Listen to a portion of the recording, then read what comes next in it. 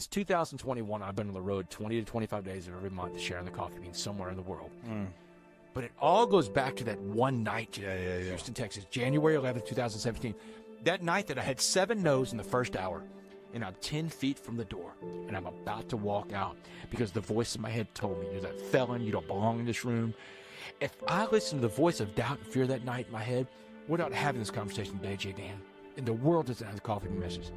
So what I'm telling everybody listening to this right now, you don't give up when things get tough. You don't quit when life gets hard. You don't not ask your questions in life. The only question you know the answer to in life, J. Dan, is the one you do not ask. That answer's no every time because you never ask your question. Wayne Gretzky said it best. He said you miss 100% of the shots that you do not take. Go take your shots in this life, J. Dan. That's it. That's what life's about, taking your shots.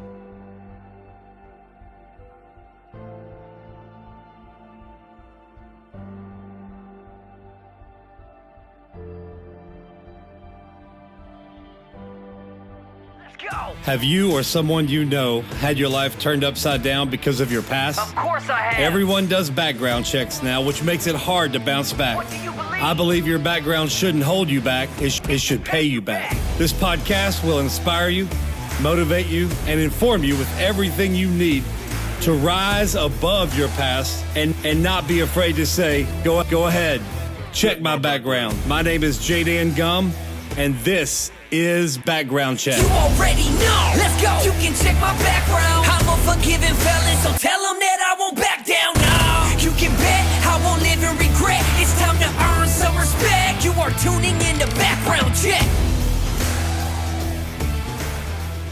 The God of another chance, mercy, grace, forgiveness. Yeah. We haven't heard Herb in a while, huh? Boy, Chester DT Baldwin. Come on. We gonna do this Herb style. Check. Messing up daily time after time. Always put my life on the line. So much sin in this life of mine. Gotta get it right before I run out of time. All right. What's up, everybody? What's up, Jessa? Hey, How have you been? good. Just good? That's it? Yeah, just good. All right. Busy. I've been very busy. Welcome, everybody, to Background Check Podcast, where we believe your background shouldn't hold you back. It should pay you back. Brought to you by Forgiving Felons, helping people with the past. Realize your future. And also brought to you by Favor Legal. Yeah, I Hey, didn't know what listen, to say. there's going to be a video at the end of the show for Favor Legal. Make sure you call them. Y'all all know Brandon. And we're going to actually get his story on the show soon. So we're doing it. We're doing it. So y'all get ready. How you doing, Jessa? Busy. Very busy. It is busy for you right now, isn't it? Very busy. Tell everybody how busy it is. So, Monday, Tuesday, Wednesday, Thursday, I have a practice that's 30 minutes away from 6 to 9 p.m. Every other Friday, we have connect groups. And then the Fridays that we don't have connect groups, I have a volleyball tournament Sunday and Saturday. And then I'm learning a short sermon, and then I'm in student council, and then I'm trying, and then volleyball and everything. So we'll explain. So fine arts is something that specifically the Assemblies of God denomination does. And it's just like junior high and high school, a chance for all of them to compete in different things. Human videos is kind of like you're miming and acting out a narrated Bible story with a song. But some people make a twist on them. Like, Yeah. It don't have to be a Bible story. It can just be a Christian story. Right. Like, So she's doing they've done it about him. a human video. That's why they call it a human video, because it's a video, but it's with done with humans. Yes. And then they got short sermon category. They got music categories, worship categories, video. Musical theater is another big one. Yeah, they got so many categories, and so she's competing in the short sermon and Junior. the short sermon junior, which is Which junior is high. just with, junior high. Yeah. And then human video. They don't have a human video junior. So No. my 6th grade group is competing against 6 different grades. 6th, right. 7th, 8th, 9th, 10th, 11th, and 12th. That is crazy. And Hey, we're really good. we want to welcome everybody who's watching us on YouTube.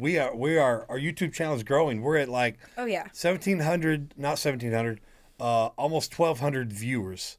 And so it's 1,170 viewers. So almost 1,200 viewers. So listen, if you know somebody that's out and they haven't subscribed yet, what are you waiting for? Tell them to subscribe. It has grown exponentially. Oh, yeah. Big words. And exponentially. I think you said exponentially. Same thing. Yeah, okay, cool. And so anyway, all right, hey, start us off with a joke, Jessa. Okay, the joke. Wait. Who'd win in a race, hot or cold? Who would win in a race, hot or cold? Hot, because you can catch a cold. Oh, hot because you can catch a cold. That's so good. I like that. You like that one? Oh, thumbs up, thumbs down. Let us know if you like that one. Also, again, if you're watching on YouTube, don't forget to subscribe. And if you watched Pando out here, tell your family, if you're in prison and your family's like, where'd they go? Because all they watch is Pando. Tell them to switch over to the YouTube channel. All right, we're on there. And we are trying to get on Adovo as well. But anyway, all right, we love y'all. We're not going anywhere. We were taking our sweet time getting another episode out. But first thing I want to do, show that art. No, man. Show that art. Here. That is art. Does it have a name on the back? I don't remember. I mean, they'll know. They'll know whose it is. From a Florida state prison. Florida. Hold it up to the camera. All right. Beautiful. You know whose art that is. You know whose art that is. All right. You did a great job. We love you. What verse is it? It's a scripture verse down there at the Matthew bottom. 14:25. Matthew 14:25. All right. Hey, the other thing we want to do is we want to show you Charles May sent us these bead bears. Okay. They're so cool. Oh yeah, show yours up to the camera. Mine. All right. is And I golden got pictures of them too. I got pictures. So he made Jessa blue and gray for the Cowboys. He made mine black and yellow for the Steelers and put the little tail thing on them. He made Jessamy's. Jessamy's is so cute. I don't know if you'll be able to see it, but purple. it's But purple. it has a tiny little red heart on it. I got a picture of it. I'll show the picture. And then Gemma's already wearing hers. Gemma's already wearing hers. Gemma made hers a necklace.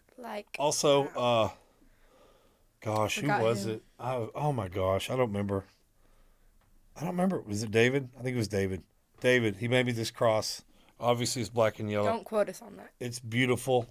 Very beautiful. He wears yes, it everywhere. I'll wear it. I'll hang it from my rearview mirror as well. But thank you, Charles. Thank you for all the art that you guys are sending. The books. We got one up there. Death Row. Let me get it. Let me see here. Bam, right there. She's pointing to it. It's called Life from Death Row. Anthony Tyson from Alabama. What's up, Alabama? In the house. We're coming to see y'all. Me and Travis. We don't know yet. Probably the end of March, but we're gonna come see y'all. All right. We're looking at coming to Gadsden. Gadsden. We're looking at coming to you guys. So make sure y'all are looking out for us. We're trying to communicate with your units. Gadsden. That's in Florida. Tipton, Missouri. We're trying to come to you too. And Northeast Correctional Center, we're trying to come to you. I'll be in Florida a little bit too. Orlando. Yes. Let me see. I got a shout out for Luke McCusper in Casper, Wyoming. Luke, thank you for your letter, man. Thank you so much. Jessa, what about the other shout out? Melissa Daniels. From? Oh, so the hobby. The hobby unit, Melissa. Hobby. You know, I know her brother-in-law. So. You do? Yeah, he's a chaplain. So, anyway. All right, guys. I just came back from Oklahoma, which is why my voice is really, really bad. Volleyball tournament. Volleyball tournament. Anytime it's after a volleyball tournament, my voice is not going to be very good. Yeah. So when you do volleyball, it's pool play, where they put you in pools and you play. And then, based on how you do, first place, second place, or third place, fourth place, that's how you determine if they put you in the gold bracket, silver bracket, or bronze bracket. We were undefeated on Saturday. We went 6-0. So they put us in the gold bracket. And then we won until the last game. We got second place out of every 12U team at that tournament, which was like 50. They got the highest they've ever been. All right? You've never gone to second place in your division in any tournament you've been. So it shows you how much they're growing. And let me just tell you, she's been playing club volleyball. This is her second year. We're at the halfway mark of the second year. And this is the first time they've placed. Okay. So let me just tell you. Oh, yeah. Gold. Placed, yeah. Let me just tell you, though. So in your growth journey, your faith journey, any type of journey you're in that you're trying to get first place, you're trying to get a win, you're trying to whatever, It may take a while for you to get there, but celebrate. And they were sad. They were mad, sad, all that when they didn't win, and they were frustrated because they didn't win. But then we shifted the focus and shifted the mindset to, hey, you got a medal. It's the first medal you've gotten. All right, I got a picture over there with her medal and her team there. Well, I won't do her team. I'll just do her because I don't have permission to do the team. So, but yeah, and it's the furthest they've ever been, and we focused on that. Do they have some improvement? Absolutely. Oh, yeah. That was very evident in the very last game they played. Oh, yeah. So yeah, it was great. And the biggest thing is just communication. A lot of drop balls. So, hey, listen, we're going to be quick on this because Damon West, we have Damon West on the show. He was here this morning. So you're going to see this probably on what's today? Tuesday? So Wednesday. So Wednesday, yeah. Yeah, so you'll see it on Wednesday. So we recorded this Tuesday morning, and I wanted to get it out to you soon, really quick, because he just, man, dropping bombs. And I love Damon West, and I think you're gonna love this. He was on the audio podcast a long time ago, 3 years ago. A long time ago. But so much has happened since then. He's gotten 3 more books out, and he's got a new book coming out, and it's right behind me. 6 dimes and a nickel. 6 dimes and a nickel. That's this book right here. 6 nickels and a dime. 6 dimes. You know what 6 dimes and a nickel stands for, Jessa? She has no idea. She has no idea. 6 dimes. 65 cents. Well, you got the 65 right. Good job. So 6 dimes and a nickel has to do with his prison sentence. 65 years? 65 years. He wasn't in prison that long. He wasn't, but that's the sentence he got. Wow. That's the sentence he got. 65 years. That's why it's called 6 dimes and a nickel. All right? So, and it's, read that top part. Life lessons to empower change. Yep. So this book comes out in July, but you can pre-order now, okay? So we're going to order one for us, Jessa. Yeah. We're going to order some for the house. You could pre-order now. We want to make him a bestseller even before it comes out. He's already a bestseller. Try to sell out his book. Yeah, he's already a best-selling author. We want to make this book a best-selling author as well. So get your family. If you're already out here, pre-order it right now on Amazon. If you're in prison, or if you have a family and you have a loved one in prison, you need to get this. Is out of all the books that I've read from Damon, and that's all of them right there, there. So Locker Room, the Coffee Bean, and then the Change Agent, and then 6 dimes and a nickel. Locker Room is about the team. Coffee Bean is the original message that he sends. Change Agent is his second book, journal, diary, all that. And then there's a other book over there, How to Be a Coffee Bean. How to Be a Coffee Bean. And so the other one's the Coffee Bean story, how it came about. This one is How to Be a Coffee Bean. And so anyway, but this next one, believe me, when I say it's the best book out there that he's written, it is. It truly is. So you want to pre-order it now so you get it first off the block. All right? Spread the word about the podcast app. That's where we are now. And out here, we're all playing in the same spot. YouTube, at Forgiven Felon or Background Check Podcast, Apple, Spotify. If you watch us on Apple now, you have the option to do video. You can click on that video, and just like on the tablets, you could click over from the audio podcast to video. So that's pretty cool. All right, we're not done. We're not. What else we got to talk about? Prayers for the Telford unit. Yeah, Telford unit. Okay, so there was a huge storm last night. And listen, it was last night and this morning. Okay, actually a lot this morning. Our power went out for almost 3 hours. Yeah, so I it had was to go bad. help Gemma. It was bad, and actually it kind of tried to come back today too. And during my third period. Yeah, and so I got some pictures of what some of the clouds look like today. Which reminds me, From On High Roofing is also one of the sponsors of the show. Yeah. So listen, storm season is upon us, people. So, and here's a video. I'm going to play a video. I'm going to play a video of him right now, and I'll play favorite legal video at the end of the show. But the roofing sponsor, I want to play a video for you now. Hey, everybody. JDN here with Background Check Podcast and Forgiven Felons, and I'm here with one of our newest sponsors of the show, but also partnerships, for Forgiven Felons. And I just want to bring Reggie the roofer, Reggie Reed. What's going on, man? How you doing? Man, I am great. I'm happy to be here. So tell us a little bit about your roofing company. We do roofing, we do gutters, we do interior work, we do fencing, we do all of that. We want to make sure that if something happens to your property, we're able to cover it, fix it, and make it like new. Tell us why you want to partner with Forgiven Felons. Well, I want to partner with Forgiven Felons because I love what you do.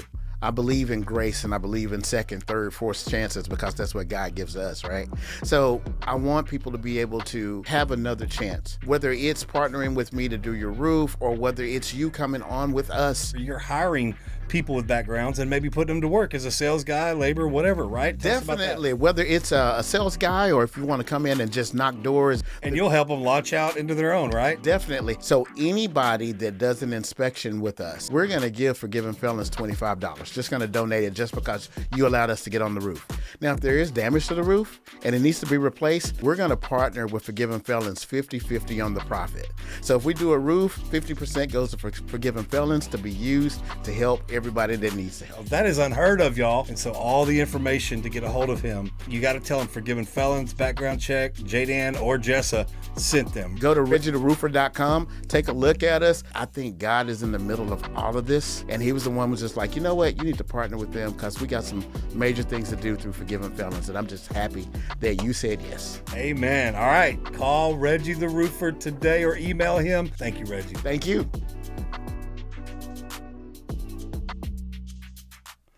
All right. So, hey, have your family out here. Have your family call if any damage to the roof, whether it needs to be replaced or repairs, they do it all. If it needs to be replaced, we get 50% of the profit. If they just need an inspection done, we get $25 donation. So go get it done. All right. What else? So we're lifting up the Telford unit because they got hit by a tornado. Yeah. I think a tornado hit out there in East Texas, Northeast Texas, New Boston area. And so they're probably, I'm just assuming that they're racked up. You know, they're not on lockdown, but they're probably racked up. And I don't know if the power's out. I don't know. But y'all pray for the Telford unit and everybody involved, the staff as well, and that everything gets fixed. So you ready to pray, Jessa? Mm-hmm. All right, let's pray. Father, thank you for this day. Thank you for our podcast. Thank you for all the people watching out here and inside. Lord, we just love you. We lift up all the inmates on the inside. We lift up the staff. We lift up the wardens of all the units all over the nation, Lord. We lift up inmates all over the nation, Lord. Lord, we also lift up right now, Lord. We didn't even get to talk about this, but we want to pray over Mama Eve, her going home to be with you. And we miss her already, Lord. And we thank you for her family, her Real Vida family. We lift up all Vida Nation. And we just say comfort everybody, Lord, who's missing Mama Eve. And her presence is already missed. And we remember her. We remember the effort she put into the kingdom of God and the love that she had for all the inmates. And we just love you, Lord. We praise you. We glorify you. And we thank you for what you're doing in our lives. We thank you for those who are waiting on parole answers. Mangeli, Lindsay, all those guys everybody waiting on parole answers. We pray your will be done. So, Lord, even if that's a no, even if it's a not right now, we pray over the people that not right now is for. And we ask you to let them see their assignment, Lord. Lord, for Keith, he just got denied again, Lord. We thank you for the assignment you have over him over this next year. We love you, Lord. We give you praise and glory. In Jesus' name, amen. So we didn't actually get to talk about Mama Eve, but Real Vida, obviously we didn't want to make any announcement about it. Some of y'all were writing and asking us about her, and but we wanted to just make sure you knew that we wanted to be respectful of anything Real Vida wanted to put out. And but I was in contact with Chris, the producer, that morning. That morning she passed away. Me and Chris I asked him, I said, hey, did y'all get the flowers? And he said yes. And Chris said, hey, she's got an appointment tomorrow. The very next day on the 19th, she had an appointment to see the doctor. They were going to run some more tests. And he said, you know, she's down to 87 pounds and just keep her in your prayers. I said, we're praying, we're believing she's going to be healed. And that night, 10 p.m., you know, he texted me and said she went to be with Jesus. So she was healed. She was healed. Not the way we wanted her to be healed, but she was healed. And so what was neat was just, 5 days before that, Blue went to heaven, So you got Blue, who listened to Mama Eve, on the tablets, and then you got Mama Eve. So I know that's a great reunion up there in heaven with Mama Eve and Blue. So we miss her.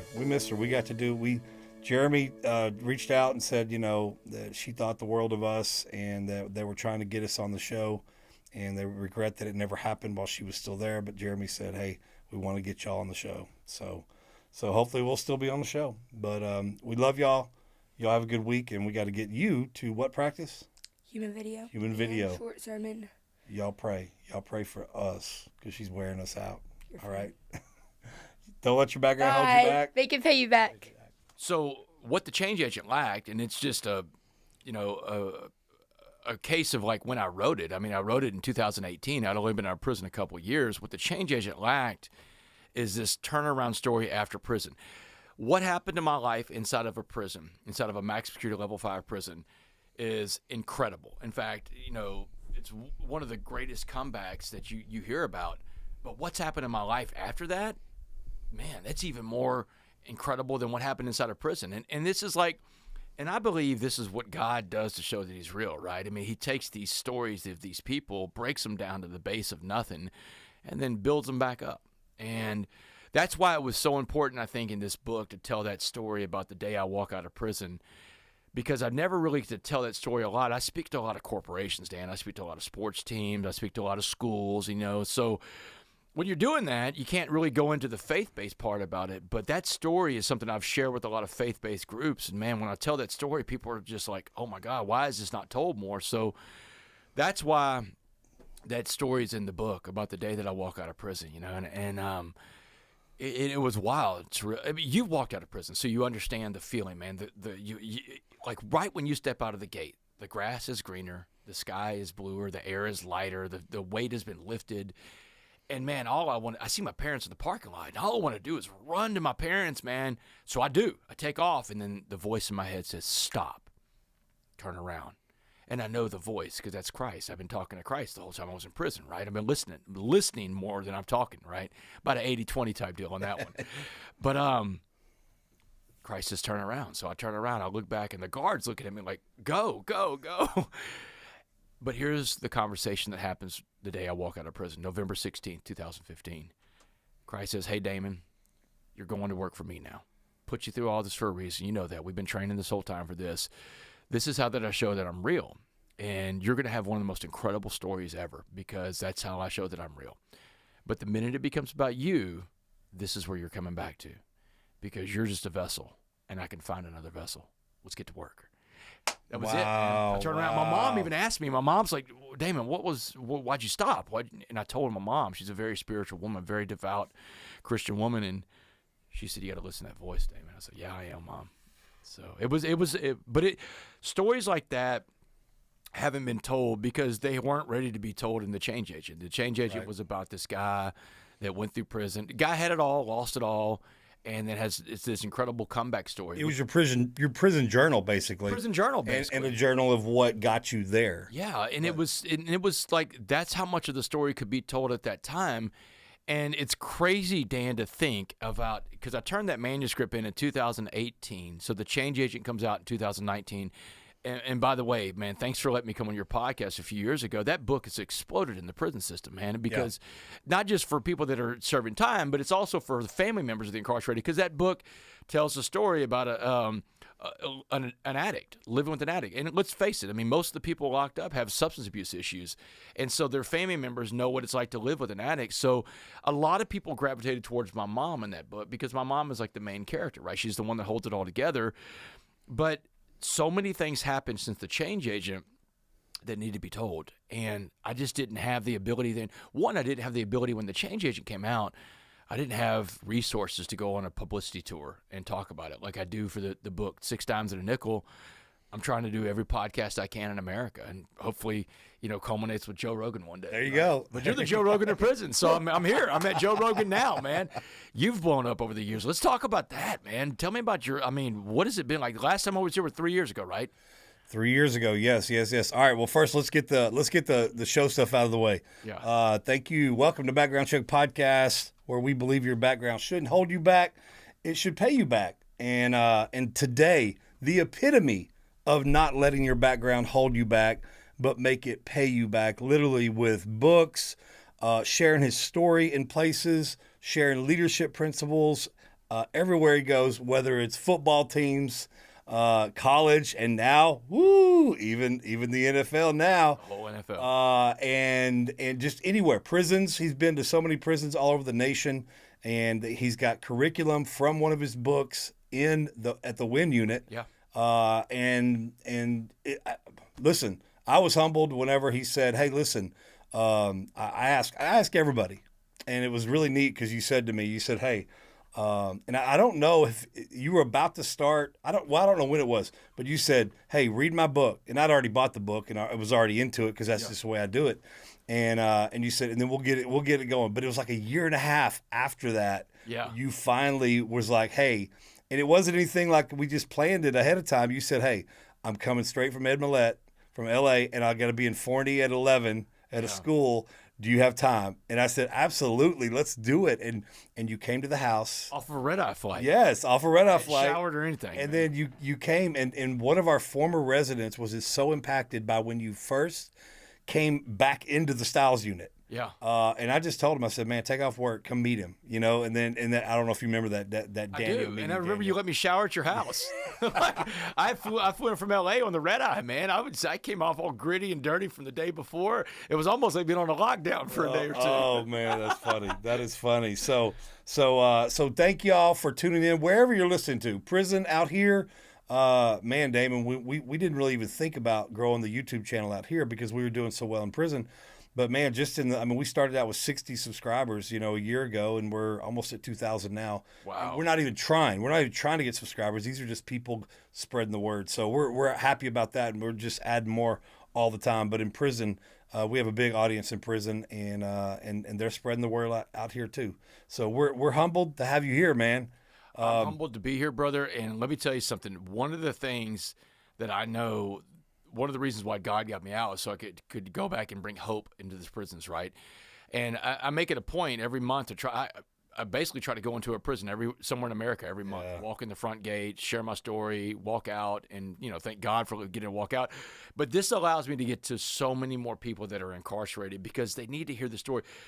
J-Dan, what I've learned is that my story is one of hope, and that's what I think everybody has to have. It's like the movie Shawshank Redemption, man. I love that movie, bro. Well, that was one of my favorite movies, even way before I went to prison. Yeah. I don't know why, but it was. Let me tell you the evolution that I had of Shawshank. So whenever I saw Shawshank for the first time in 1994, I was this, cocky, arrogant college quarterback. I thought the world revolved around me. And when I saw Shawshank Redemption in 94, my first thought was, man, that's a pretty cool prison break movie, man. This guy breaks out of prison. Really cool. I didn't understand what Shawshank was about until I was sitting in the prison day room one day watching Shawshank. I've been sentenced to life in prison. I'm on a max security level 5 in Beaumont, Texas, called the Mark Styles Unit. Watching Shawshank, saw it from a different lens because position determines perspective.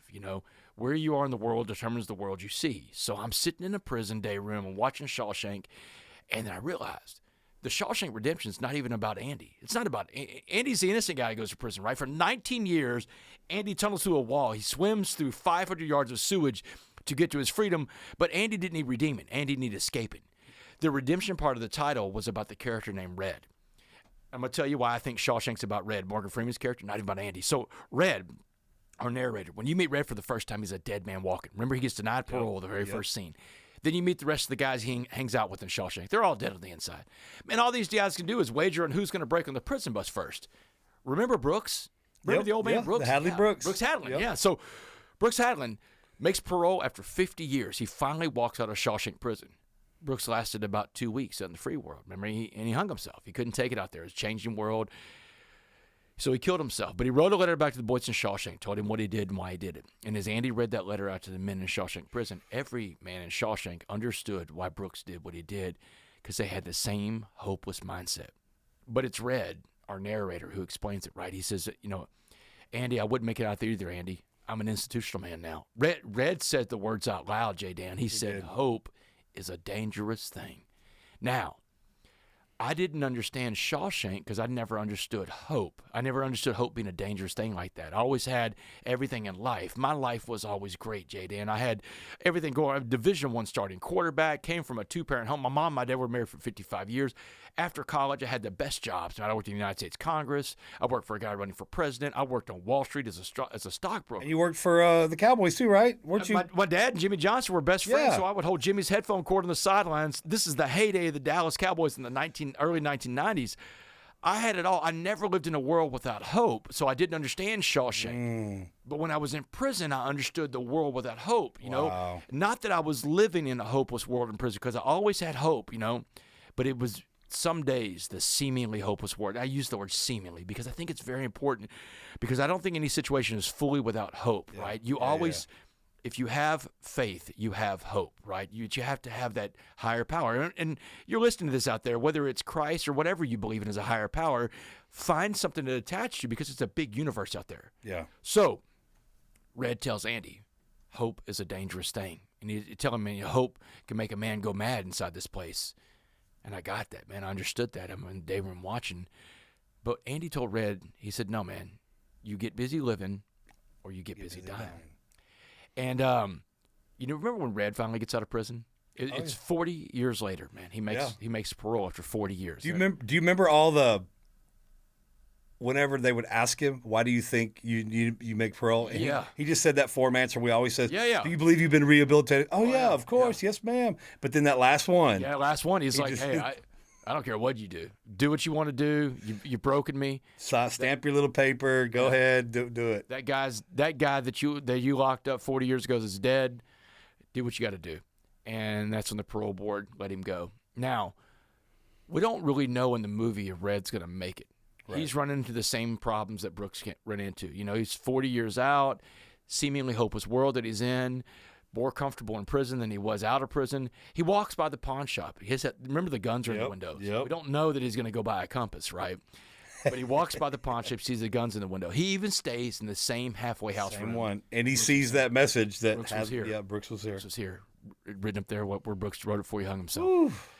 But Red makes it, doesn't he? He makes it. Remember that rock wall Andy told him to go to? Absolutely. So he gets to the rock wall, and he finds the letter that Andy left behind. And in that letter J-Dan, were the words that Red needed to hear when Andy said, Red, hope is a good thing, maybe the best of things, and no good thing ever dies. Everybody listening to this, whether you're in prison or out of prison, I want you to watch the end of Shawshank with a different lens. And just the last scene, right? And I know that if you're in prison, you got to wait till it comes on, one of USA or whatever network it is. But it'll come on. And then you got to vote to see if they can watch it on that TV. Get with the tank boss. Tell them you really want to watch it this time. And you want to tell them why you're going to watch it. Here's why. Watch the last scene with a different lens. That last scene on that beach in Mexico. Remember the beach scene? Yep. Zihuatanejo, Mexico. Yep. J-Dan, that's what kept Andy Dufresne alive for 19 years. Andy always saw himself on that beach one day working on his boat. He envisioned this. Remember, he tells Red one time in prison about his vision, and Red tells him, that's when Red said hope's a dangerous thing. He tells him you're crazy. Don't think about that. But Andy always saw himself in a better place, and that's something we all have the power to do, but we forget to do sometimes. Life becomes so heavy, the burden, we think we're stuck in this world, we're circling the drain, and we forget to see ourselves in that better place. That's where faith comes in. That's where the hope comes from. Faith of a better tomorrow. And sometimes envisioning yourself in a better place means that you realize that where I am right now, I'm here for a reason. And that's where I saw myself in prison. I'm here for a reason. I'm here to impact lives, and I'm here to change my life. And I tell this to men and women that are serving life without parole or people on death row. Your purpose right now is to be the backstop for someone else that's passing through this place, right? Yeah. You can change that person, and they go back out in the world, and that person doesn't commit a crime and have a victim. It saves a life down the line. You have the potential to save a human life by being that backstop and showing that person coming through prison, hey, there's a better way, and here's how it is. So that last scene on the beach in Mexico, you got to go back there and watch the last scene and listen to the dialogue of the character named Red at the end of the movie versus the dialogue of the character named Red at the beginning of the movie. Every single sentence, J-Dan, that Red says in this last piece of dialogue. And I'm watching this in the day room, and I'm listening differently, right? Because I'm in a different place. I'm sitting in a prison day room, not on my fraternity house couch, right? So, 30 years, big difference, right? So Red says it, man. Every single sentence that Red says in this last piece of dialogue starts off with 2 words. I hope. And he tells you, he says, I hope I make it across that border. I hope I see my friend again so I can shake his hand. I hope the Pacific is as blue as it was in my dreams. I hope. That's the last 2 words of Shawshank. Red got his hope back. J-Dan, prison was the hardest thing I'd ever been through because it was the most hopeless world I've ever walked into. Right. And in my sentence, in my story, a jury in Dallas sentenced me to life for 65 years, which is what 6 dimes and a nickel is. Anybody listening to this in prison, you know the title of my new book, 6 dimes and a nickel means 65 years. That's what the jury gave me. And which for you call it a life sentence because for you at that age, and if you do all of it, you're going to die in prison. Well, Texas stops calculating sentences at 60 years. Right. That's why it's a life sentence in the state of Texas. Anything 60 and above in Texas is life, and that's how they tell you at parole and everything else, because juries don't understand all that. They can't explain that to a jury because the jury starts doing the math. Well, if he can get out this time, let's give him more time. They don't explain aggravated time versus non-aggravated time, which is, for anybody listening, you're running like, this guy got 65 years. What's he doing at J-Dan's studio, right? Exactly. I didn't escape. I made parole. But the reason why I made parole so early on that sentence is because I have a non-aggravated life sentence. Right. Non-aggravated means I don't have a physical victim of my crime.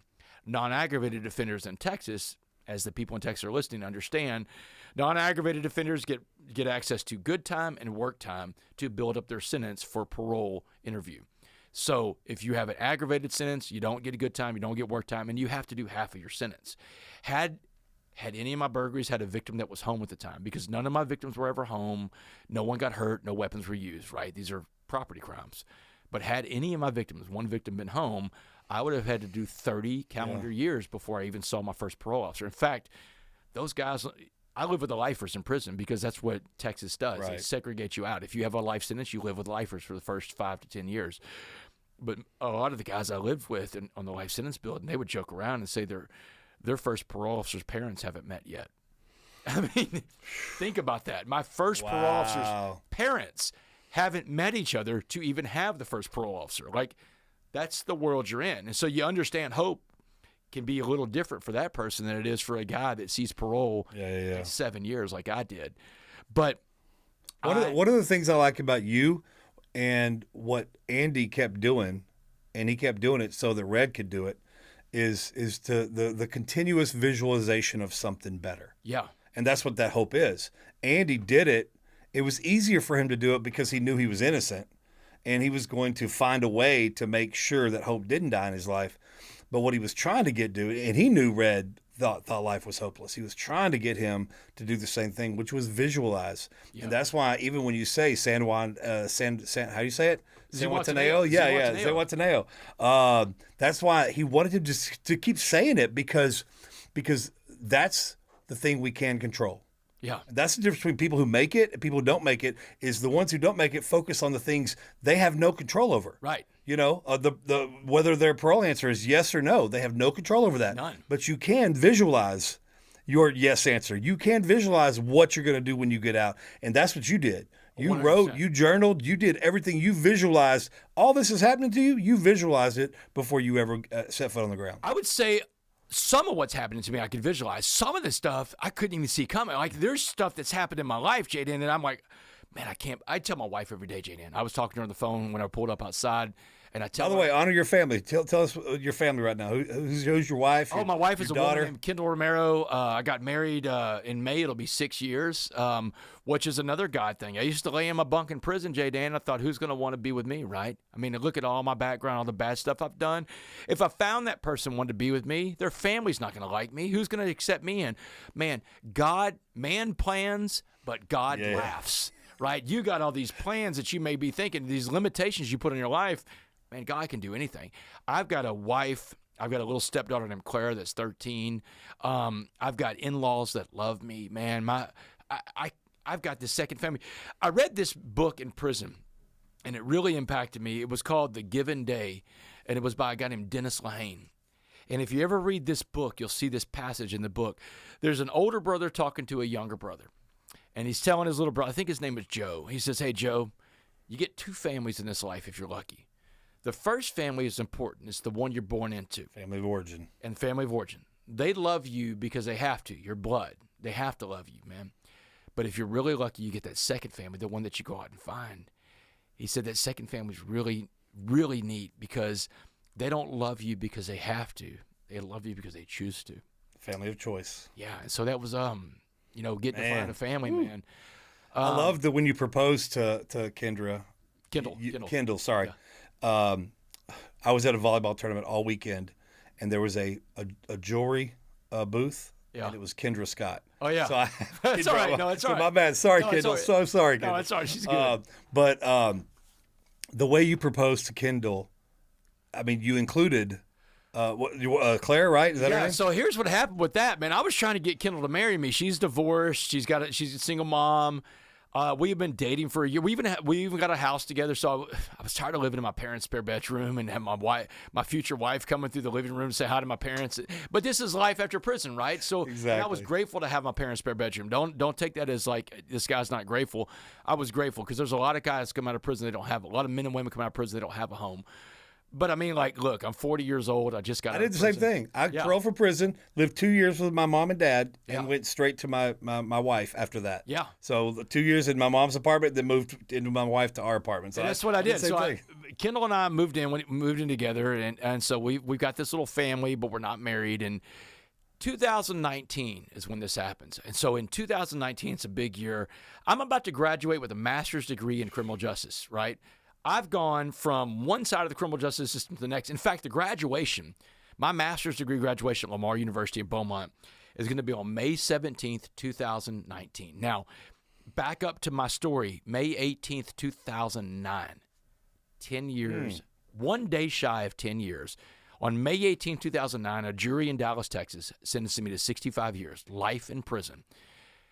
On May 17th, 2019, 10 years later, I'm going to graduate with a master's degree, Dean's List, 4.0 GPA, a master's degree in criminal justice. I've gone from one side to the next. I'm now going to be a person that's eligible to teach in the criminal justice system, right? Which eventually would happen when I got the job at University of Houston downtown, teaching a class called Prisons in America. Isn't that great? What world does that happen in? And that's another thing that's in this book that happened after the change agent. I'm the only professor on the planet to teach a prisons class at a university who lived in prison. Who had a lived experience, yeah. So, I mean, it's like I was the textbook in the class. But so I got a lot of family coming in for this graduation. Kendall's got a lot of family, too, because remember, their family's invested in me. They love me now, you know.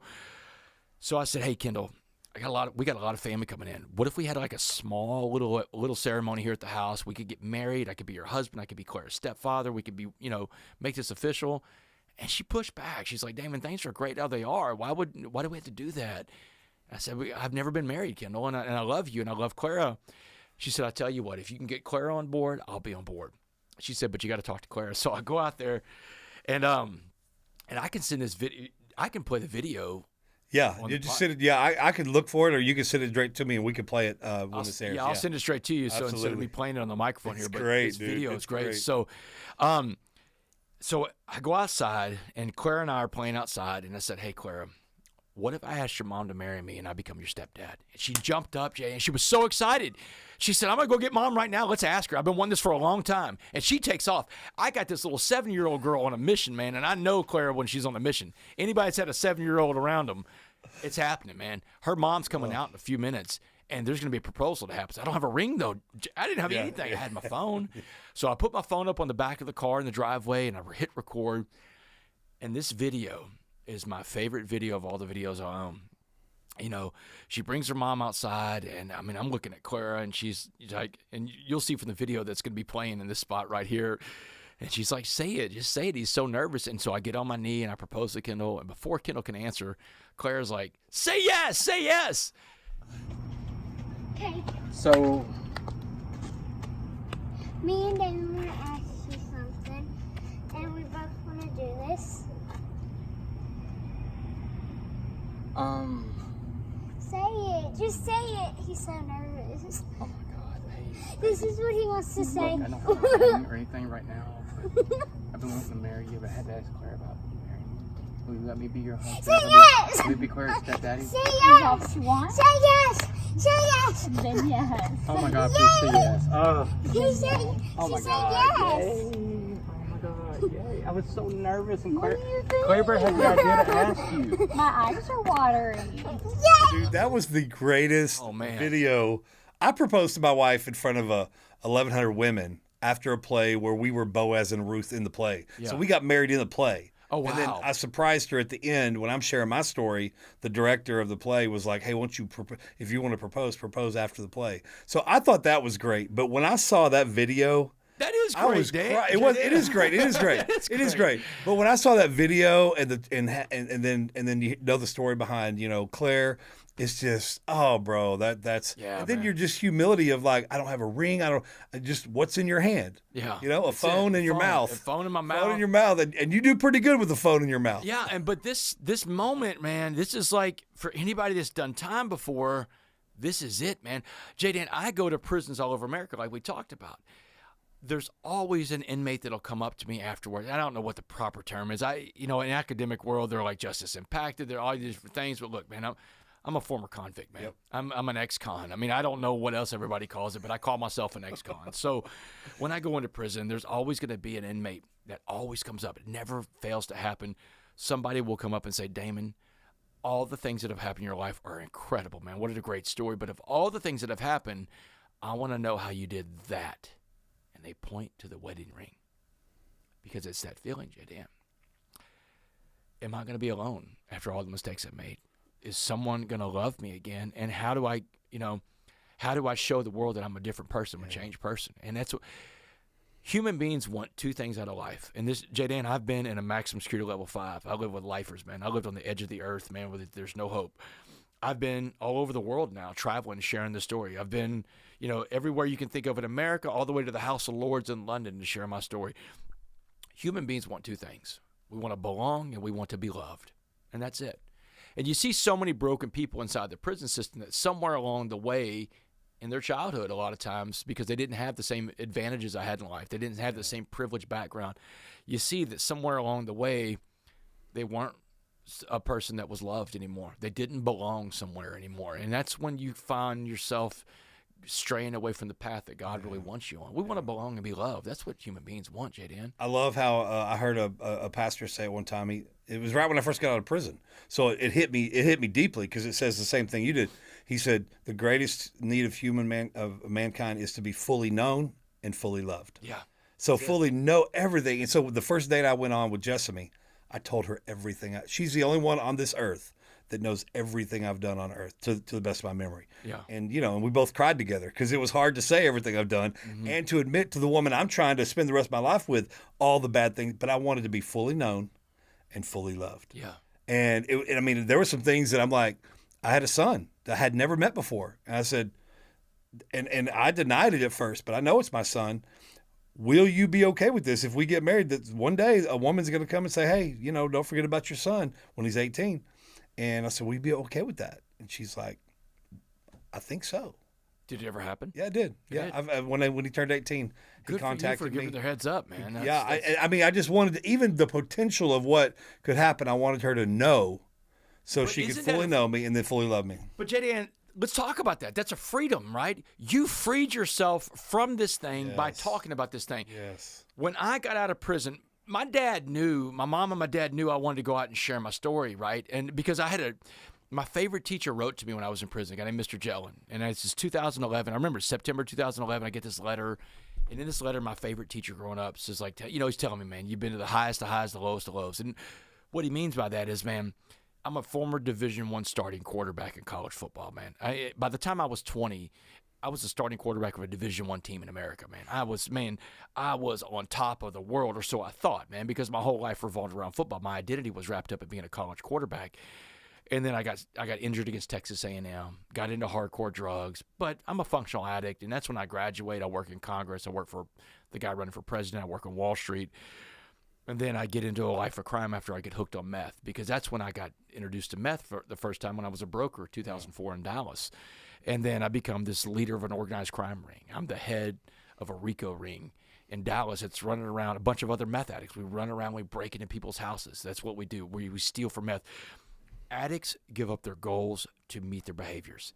That's the definition of addiction, right? When you give up your goals to meet a behavior, you're an addict. And addiction doesn't have to be drugs or alcohol. Food, money, clothing, shopping, sex, pornography, the internet, social media, whatever it is. If you give up your goals to meet a behavior, you're an addict too. And that's where I was in 2005 when I've been evicted. I've lost my car, I've lost my home, I lost my bank account, I lost my family, I lost my faith. And I'm living on the streets of Dallas. I'm committing all these crimes, and I've become known as the Uptown Burglar. And in 2008, Dallas SWAT takes me down. A dramatic SWAT team raid in Dallas, man, July 30th, 2008. It was the day I got sober. I got taken into sobriety at gunpoint, right? I didn't want to go into sobriety. I fought it. I was in county jail. I was still trying to get dope brought in. But it's also the day that God sent angels down to get me. Yeah. And these angels didn't have wings. They had assault rifles and shields and helmets. They came through the window. They busted the door off the hinges to pull me in that world that I was in, SWAT didn't just arrest me that day. They rescued me that day. And that's what I know for sure in my story, that God sent the SWAT team. And I know for sure, and a lot of people listen to this, God sent a SWAT team to get you. SWAT teams can come in different ways. They don't have to be a real SWAT team. I don't think most people will ever be in a real SWAT team raid, but a SWAT team, bankruptcy, divorce, marriage failing, job is lost, child dies, something happens to your child, something happens to one of your pets. A life-altering event is a SWAT team raid. Yeah. But when the SWAT team of life comes, what's the opportunity there? Because there's always opportunity in adversity. So there I am in 2011 reading this letter in prison. I'm becoming this coffee bean, and we'll talk about the coffee bean in a second. And I'm transforming my life in there, but this letter says, I think you should go around sharing your story with young people when you get out. I think that you're going to have a story and a message of hope that people need to hear. And in that letter were 4 words that every human being needs to hear. And we usually hear this from a coach or a teacher, but the 4 words were this: I believe in you. I believe in you. That letter changed my life, changed the course I was on. I slept with the letter, man. Yeah. I kept it near me. So when I get out of prison, I've been telling my parents, I get out of prison in 2015. So the letter gets there in 2011. I walk out November 16th, 2015. I made my first parole in the Texas Department of Criminal Justice. 7 years, 3 months, 18 days into a 65-year sentence. I walk out. Now, there's strings attached to that. Like, I'm on parole until the year 2073. So I'm on parole for the rest of my life. So, but I walk out that day, and I go to my parents' house, and I'm asking my dad if I could borrow his laptop. I said, hey, I want to Google my name. He said, no, man, you don't want to Google your name. But he lets me do it, and it's bad, J.Dan. I mean, because I've been a bad guy. I was a bad actor out there, man. I did a lot of bad things, and I broke into people's houses. When I broke into people's homes, I didn't just steal their property. I stole their sense of security, J.Dan, and I can't give that back to them. I can't fix that for them. But I Google my name, and it's pages and pages of just negative stuff. And I said, Dad, give me 2 years. I'm going to change what Google says about me. He said, how are you going to do that, Damon? How can you change Google, man? Look at all the bad stuff. I'll go around sharing my story. He said, well, if you're really going to do this, you've been talking about this for 4 years, you're in prison. If you're really still set on doing this, here's what you have to do. You have to go out there and tell everybody everything you did. Don't leave a detail out. Don't be dishonest about it. Own your story. And there's a freedom, he said, that'll come with that. Because once you own your story, nobody can use it against you. It's turning the weapon around, pulling the trigger on yourself, right? Unload the chamber on you. Just fire all the shots off, and then you own your story. What's someone going to tell you, Damon, down the line? Well, he did this and that. Yeah, and he talks about it. Yeah, and I tell people about it, all the bad stuff I did. But let's look at the good stuff I'm doing now. J.Dan, there's a freedom that comes when you own your past. Because when you own your past, you also own the opportunity to change the present and the future, You control that narrative. And I would encourage everybody, come to peace with your past, whatever it is, man. Because here's what happens, I think, that when we don't own our past, we can carry these resentments around. Oh, yeah. Resentments can come, in many forms. You can have resentment against a person, a place, an institution. You can resent yourself. That's the biggest resentment I had in my life. Yeah, that's the hardest to get over. Oh, that's the hardest one, yeah. So this resentment, resentments are like drinking poison and hoping the other person dies. That's not the way drinking poison works. You're going to die. Yep. It's going to eat you up from the inside. But the opposite of resentment is forgiveness, J.Dan. And that's what you found when you told your wife about everything in your past. You found forgiveness. You found redemption. You found a path forward. She found a person she could trust in life. So I applaud you for that, man. That's something that a lot of people, I'm going to say the term again because that's what I call myself. That's something I think a lot of ex-cons don't do is own their past. Yep, that's so true. All right, well, let's the coffee bean. You're wearing the sweatshirt. You've got 2 books about the coffee bean. 3, actually, because there's a kid's book. Too, yeah. I forgot to get that one out. Yeah, I dude, can't believe I got all your books out. It's all good. All right, man. so It's the a first big one book. you wrote was A Change Agent. Yeah. And that was by yourself. You wrote By that single author. Autobiography. And it was incredible. I love the way you jump back in time with each chapter. You change time frames. You like that, dude? I love that. So, man, that was the I read a lot of books in prison, Jay, and I read a book probably every other day. People in prison know what I'm talking about, man. Books were safe, man. I never saw a guy reading a book get into a fight. I never saw a fight over a book. So I read a lot of books when I was in prison, man. And the books I really enjoyed were the ones that were non-linear. They didn't start at one point and end at the other, very end. They would go back and forth, like changing channels. I'm ADHD. That held my attention well. So it was perfect. Yeah. So it was perfect. I read a trilogy by a guy author named Ted Decker, and he wrote the Circle trilogy, and there was red, black, and white. And that's how he was. The first time I'd ever read anything like that. Yeah. So whenever I read your book, it was like, wow, I remember I read this type of book in prison, and I loved it. I absolutely loved it. Because, I mean, I'm getting finished with one chapter, and I'm already anticipating the different time frame that I'm going to be in with the next chapter. Yeah. So I love it. It's absolutely incredible. So you wrote that one. That's everything that's pretty much ever happened to you before prison, led to prison, in prison, and then it kind of cuts off. Yeah, about 2 years after prison when I get out. Yeah. So. And then you wrote what was the next? The coffee bean? Yeah, so I wrote The Coffee Bean next with John Gordon. How'd you get to meet him? Okay, this is an incredible story. All right, so first of all, for the audience, I'm going to tell you the story of The Coffee Bean, and I'm going to tell you this incredible story about meeting John Gordon, man. And this is the stuff that, like, whatever you're doing, sit down and listen to this. So after I get sentenced to life in prison on May 18th, 2009, my mom has this conversation with me, and my mom and dad are there. They let them in. They let them have one little visit with me right after the trial, man. They're shocked. I just got life. Yeah. So they're giving my parents a visit with their new life sentence son. And my mom tells me 2 things. Damon, she tells me that debts in life demand to be paid. And she said, you got hit with a heck of a bill from the state of Texas on this one. But you got to pay that debt. You owe Texas that debt. But now you owe your father and I debt. She said, no gangs and no tattoos. You come back as the man that we raised, or don't come back to us at all. And I don't know how I'm going to pay this debt, man, because every guy, I'm in county jail for about 2 months after my trial, waiting on the prison bus to come get me. And every guy I'm talking to in there, man, you know what they're telling me, JD. I got life, man. Yep. You got to get into a gang. Black, white, Asian, Hispanic, they're all saying the same, universally, they're saying the same thing. Because they understand the dynamic of prison. These people have been to prison before. I'd never been to prison. I didn't know anybody's been to prison at this point. But there was this one guy that was really different in Dallas County Jail, this old black man named Muhammad. Now, Muhammad's what you call a career criminal. He's been in and out of prison his entire life, but he was the most positive guy I've ever met in my life. He had a smile on his face everywhere he went, JDM. And so every morning he comes to my cell, he comes to my bunk, he picks me up, like a ray of sunshine in that dark place. So one morning he comes up, he's got a cup of coffee in his hands, had a smile on his face. He's like, West, I've been watching you, man. I've been watching how you're dealing with these knuckleheads and dummies, talking about you got to get into a gang. He said, man, don't listen to these fools. He said, you want to keep the promise you made to your mom and your dad? Let me tell you what prison's really going to be like. And that's when he's like, he's telling me, man, prison's all about race. He said race runs the whole institution in there. And he said, honestly, that's the way all the races want it. And he was right, man. Everything in prison's about 100% race. segregated, yeah. 100% segregated. And it's the way the inmates want it. And I fast forward a little bit out to the free world where I'm been a professor. I tell people all the time, prison is a microcosm of what the real world can look like if you take the guardrails off society. If you take all the guardrails off, all the rules, all the regulations, human beings are tribal. And human beings have always been tribal. That's how human beings have survived for millennia, is being tribal. And this whole thing of everybody living together in harmony, this is only a couple hundred years old, man, in humankind. It hadn't been like that forever. So you got to watch your society and guard the freedoms that you have and take care of what we have in society, because if you lose that, the whole world becomes like a prison where everybody breaks off on their own. So Muhammad's telling me, it's all about race. When you walk in, the white gangs get the first dibs on you. You survive the white gangs, you fight the black gangs. If you survive that, you'll earn the right to walk alone. He said the strongest man in prison always walks alone. He told me the truth about fighting. He said you don't have to win all these fights, but you do have to fight all your fights.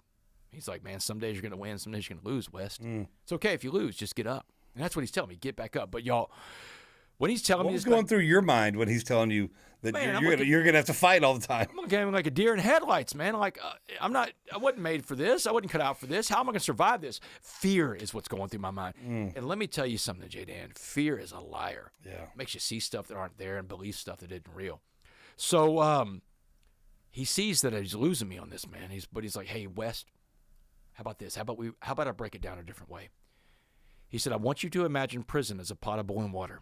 And he said, anything we put into a pot of boiling water will be changed by the heat and the pressure inside this pot. I'm going to put 3 things in this pot of boiling water and watch how they change. A carrot, an egg, and a coffee bean. So here's where I first hear the story of the coffee bean. It's the summer of 2009 in a jail cell in Dallas County Jail, right down the road from where we're recording right now. Yep. So I said, first things first. If I put a carrot in a pot of boiling water, what happens to the carrot? And I'm like, man, the carrot's going to turn soft, Muhammad. That's right, West. But the carrot goes in the water really hard and firm. But the water, the prison, turns a hard carrot soft and mushy and weak. You don't want to be a carrot. He said, what about the egg? I'm like, well, the egg is going to turn hard in the boiling water, like a hard-boiled egg. He's like, that's right, West. He said the egg has a shell that protects it physically on the outside. But inside that shell, that soft liquid core, that yolk, that heart becomes hardened. He said, now, if your heart becomes hardened, you become incapable of giving or receiving love. And he said, if you're incapable of giving or receiving love, you don't come back as someone your parents recognize because you've become institutionalized. Yeah. Then he asked me the question. He said, what about the coffee bean? He said, what happened to the coffee bean in the pot of boiling water? I didn't have an answer for him, J. Dan. I didn't know what happened to a coffee bean in boiling water. And that's when Muhammad, this man who looks nothing like me, this man who doesn't come from the same America I came from, this man who doesn't believe the same things that I believe in my life, a black Muslim man from the streets of Dallas, Texas, to a white middle-class Christian from a little town called Port Arthur, Texas, is about to share one of the most impactful messages ever. And here's the moral to that, is that if you ever shut yourself off to other people because of their differences, right? Different race, gender, ethnicity, different religion, different opinions. We live in a polarized political world, different politics than yours. If you close yourself off to people because of their differences, you're going to miss some of the most important lessons and some of the best friendships in this life. Ooh, man, Damon. Man. So many people need to hear that. Oh, man. So many people. That's the thing. In man. and out of prison. God can use any messenger to get through to you, you know? The messengers of my life have been all kinds of different people, and that's what I talk about in the book, the new book, that 6 Dimes in a Nickel. Anyone can be a messenger. And I talk about these messengers I met along the way. This black Muslim man in county jail, this little Hispanic bank robber that serves life with me, and my first cellmate, little guy named, his real name is Armando Contreras, man. So Armando, he's serving time on the Briscoe unit still. Okay, shout out to Armando. Yeah, another one of the messengers was a guy named Sabor, one of my other cellmates. His real name is Isaac Cook. He's on the All Red unit. I just saw him a couple weeks ago and I went inside All Red. But these messengers don't look like me. They don't come from the same background as me. They have a different life experience than me. Well, one of those messengers was Darren Wallace. Darren Wallace. Yeah, Darren Wallace, former warden, right? Darren Wallace. Got a good story about that, and I'll tell you about that in a little bit, too, about Darren. But there's guards, there's correctional officers, there's wardens, there's people I'm doing time with. If you shut yourself off to other people because of their differences, you're going to miss some of the most important messages and some of the best friendships in this life. Because Muhammad told me that day. He said, if I put a coffee bean in the same pot of boiling water we call prison, he said, now you got to change the name of the water to coffee. Because he said the coffee bean, the smallest of the 3 things, small like you, has the power to change the entire atmosphere inside that pot because the power's inside the coffee bean. He said, just like the power's inside of you. Everything else in life, he said, J. Dan, is changed by the water in life. Carrots are changed by the water. Eggs are changed by the water, but not a coffee bean. The coffee bean's the only thing that can change the water because it's the change agent. So that's what he's telling me.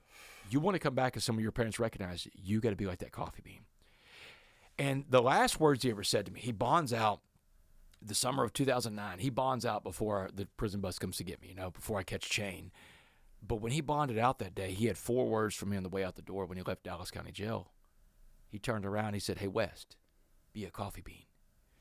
The 4 words that changed my life, Jay Dan, because those 4 words, be a coffee bean, put the power back inside me. And if the power's inside me, it can't be the world around me, right? The criminal justice system, the guards, the other inmates, no, it's in me. And if I keep the power inside me, I don't survive prison, I thrive inside that prison. Yeah. It was the ultimate message I'd ever heard, that our world is created from the inside out, not the outside in.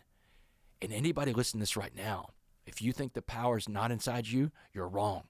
Because it is inside you. And if you keep the power inside you, you don't survive this adversity you're in. You thrive in this adversity. I know this for a fact because I took the coffee bean message to the biggest pot of boiling water there is, a level 5 maximum security prison in the state of Texas. And that's one of the powers of the story, right? I can go into any prison in America, and there's not an inmate in there that can say, well, this guy doesn't know what it's like to have real time. I got life. He doesn't know what it's like to do time on a real unit. Man, I'll put the Mark Styles unit up against any prison in America. And remember, I teach a class called Prisons in America. I know about prison, right? So I've got this currency to spin with the incarcerated, man. Yeah. It's a unique currency. Relational equity. That's it, man. And I've become the face of hope for a lot of people. In fact, some of the inmates call me the smuggler of hope. You know, people are trying to smuggle the wrong things into prison. They want to smuggle dope. They want to smuggle cell phones. I smuggle hope.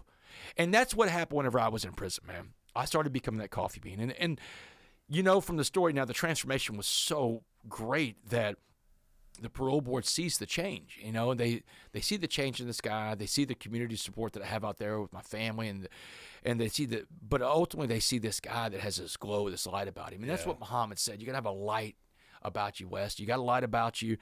But he said when you first get to prison, people are going to want to extinguish that light. Yep. They don't want lights like that in prison, man. And that's what I found out, too, man. And prison was the hardest thing I've ever been through, J-Dan. I mean, it was, for the first 2 months, I fought for my life inside that prison, but I finally earned my right to stand on my own. I fought the white gangs, fought the black gangs, and there I was 2 months into prison, building myself up to becoming that coffee bean.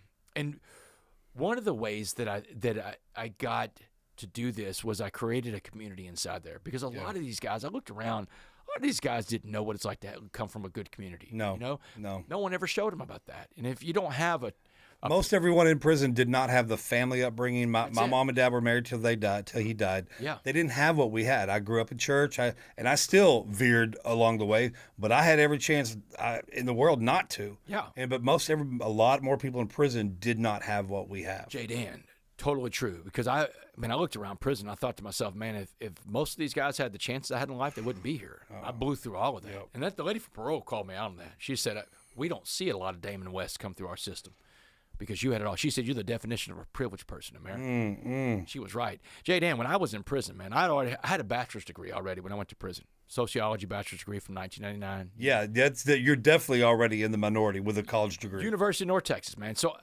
my sociology bachelor's degree made prison like a social experiment for me. It's like waking up in a giant lab, right? You've been there. You were like, okay, let's see if all this book stuff I learned is actually true. And you're a lab experiment. You're a lab rat. So I'm running around and I'm asking guys, I want to understand who comes to prison. Why do people come to prison?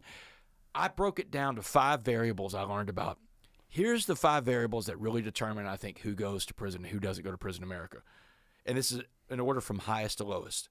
The first one is poverty. Poor people go to prison more than anybody else, right? The lack of socioeconomics, the lack of a good upbringing in a good, nice area. You know, poverty is one of the biggest disparities. Yep. It is, and even the lack of a good representation or a good lawyer. Yeah, absolutely. Poverty, man. So poverty was the biggest factor in prison I could see. The second one was lack of an education. This is it, man. I looked around prison. I had a bachelor's degree. Man, most of the guys I was locked up with, their education, they didn't make it out of high school. Some of them didn't make it past the 8th grade. So I'm understanding that, man, I was so blessed and so fortunate, so privileged I was. The lady from parole he used the right word, privilege. I had a life of privilege. I had a bachelor's degree, J-Dan. These guys didn't have that. So poverty, lack of an education. Third one, lack of a family unit. You know, some of these guys, most of these guys didn't have a 2-parent home. It's a rarity. Like you and I were rarities in there to have 2 parents on the outside. Not many people had that. Some people had 1 parent. Man, some people didn't even have 1 parent at all, right? There was a guy I was locked up with. He had all these burn marks all over his arm. And I asked him, mean dude, man, bad dude. I mean, he was a dangerous guy. But I got to know him. You know, he respected the fact that I stood alone in there, so he would talk to me sometimes. So I asked him one day, what are all the burn marks, man? What is all that for? He said, well, that's from my mom. And he said at 7 years old, his mom would send him out to snatch purses. And if he didn't come back with enough purses or the right amount of money in those purses, his mom would burn him with cigarettes. Wow. That's his mother, man. That's the person that's supposed to protect you more than anybody. The busiest visitation day that you're in prison every year in America is Mother's Day. Mothers love their children. Yeah. You can't stop a mother from getting to her child. That's why at Mother's Day in prison, the line's out the gate on visitation day. But this guy's mother burned him at 7 years old. How does he grow up? Of course he grows up and he ends up in the system, man. Where was he going to go? To fix that guy, it takes a lot of trauma healing. Yes. And that's one of the things we have to have in prison that I think we don't have is trauma healing. Yes, We've got to do trauma healing because you got to fix the source of the problem. So that guy needs a lot of trauma healing, right? So there's poverty, lack of an education, lack of a family unit. The next one was race. J-Dan, when I walked into prison, I saw the black and brown faces looking back at me. I was like, holy cow, what happened in America, right? Black men make up 6.5% of our entire population in America. Black people make up 13%. Black men are about half of that. So 6.5% of the American population is black men, and almost half the prison population was black men. Yep. You can't tell me that 6.5% of the population commits half the crime. Right. But that's what our prison system looked like. That's what the criminal justice system looked like. And that's one of the reasons why I went and got a criminal justice degree when I got out and began teaching, because I wanted people to open up their eyes and wake up to this thing. Like, hey, man, there are some disparities in the system. And let's talk about this, because the only way to fix this is to talk about it. So poverty, lack of an education, lack of a family unit, race. And remember, these are going highest to lowest. Race was number 4. The last one, substance abuse / mental health.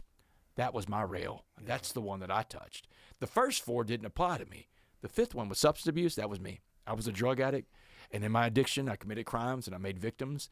And I got into a program recovery in prison. Yeah. I got into AA. I don't speak for AA, but I got into a 12-step program recovery, and I still go to my meetings to this day, and that's what turned it around for me. I think every addict has to have a program recovery. Yeah. And so, but those are the 5 variables I really learned about who goes to prison. And you and I may have only fit into one of those. Yeah. Some of those guys in prison hit all 5 categories. All 5. They hit all 5 categories. What are your chances in America if you hit all 5, right? And some of those, when you talk about the family unit, some of them came from broken homes. Also, just like the one that had the cigarette burns, a lot of them, I mean, 30 to 40% of the men that come through our house were physically or sexually abused as a child. Sure. Absolutely. And most of those were from broken homes. It was either a stepdad or a step-grandpa or It's even whoever. greater when you go to a women's prison. Yeah. Oh, wow. I mean, the substance abuse, the sexual abuse, that kind of stuff, women deal with a lot more. And I'm going to tell you something, J-Dan. I saw something this year, because one of the things I got to do in life is I met the woman that started Elf on the Shelf. Her name is Shanda Bell. I loved watching that story, man. I loved it. Yeah, man. So, and she was telling me, she was excited to meet me when I met her last year. She's like, oh, my God, we used your book, The Coffee Bean, during the pandemic. It got our company through a tough time. Come talk to my company in Atlanta where they make the elves, right? So there's 100-something employees at the Elf on the Shelf. And look, man, when I met, my little stepdaughter was into the elf thing, man. There's been a lot of nights where I woke up in the middle of the night, Kendall, did you move the elf? You know, so I told Shanda, I was like, I don't know if I want to shake your hand. I don't know what I want to do when I meet you. But she's a great story, Shanda Bell, about, in fact, I need to talk to her about getting her on your show. Oh, that would be awesome. But Shanda said, hey, come out and talk to my company. And I said, I'll do it, and you don't have to pay me. But here's what I would love. I would love if your company would donate to me 200 elves, different skin tones, different genders, and that way we can match up the elves to the right kid. And I made it available in the Texas Department of Criminal Justice. We did a little pilot project with 3 different prisons where we go to the prison and the men or women, whatever prison it was, could bring their kids in for that Saturday. It's called the Elf on the Shelf Day, and they could give their kid an elf. And now they would read the book to their kid in their prison chapel, and they're wow. And now that they have something so positive to talk about for the holidays, and that's great because it's more out of the box. A lot of prisons have adopted the day with dads, all that stuff. But this is something out of the box. It's something unique, a little more creative, and I know it brought a lot of excitement it brought a lot the of kids and the parents. Kids and the parents. And I'm going to tell you what I saw. I went to the men's prisons we did this in, and in a men's prison on visitation day, you got baby mamas, you got girlfriends, you got wives, you got some of these people they've met online that come in. They got the pen pals. But there's a lot of support from an opposite sex that is connected to these men. Right. Women's prisons, not one of the women that got to bring their kid in for this, and I went to 2 women's prisons in Texas, J-Dan. not one woman had a husband, a boyfriend, a father. Ooh. It was wow. Mom and dad, uncles, whatever it is that brought the kid in. Women do way harder time than we do when we go to prison. They do it all alone, man. It was very eye-opening to me to see in a women's prison how much harder it is for women to do time than it is for men to do time. So shout out to all the women out there that are doing time, because you're doing it harder than men are doing it. Like most things in life, women have it way harder than men. It's not everything, even resources. Halfway houses, resources, like there's one man's treasure. Yeah. They will clothe every man in Texas getting out of prison, but there's not one woman's treasure, you know. The halfway houses are coming along. There's a lot more women halfway houses. I learned that a long time ago when I got out. You know, ours is an after prison community. Yeah. We love to go in. But we've never really had a regular prison ministry where we go in on a regular basis. We go when we're invited. But our thing is out here. The house, we have twice a month. We have 20, 30 people come to our breakfast fellowships at the house. We have open house where 70, 80 people come. And it's people that have gotten out of prison, their families that have loved ones in prison. But when I started seeing women get out of prison, they were so thankful for the ability to just come to a community where they had like-minded, because they had no friends left out here that could relate to what they've been through. Because women go to prison way less than men, but when they get out, they have way less resources. Support and resources and everything. And so you're absolutely right about that, man. But it was eye-opening, man. It was eye-opening. But I have been given this incredible second chance in life. Even just getting out of prison was the biggest door being open, right? That's a God thing, right? Yeah. Because people are like, well, how'd you make parole your first time up? Well, look, let's say this. I checked off every box they want to check off.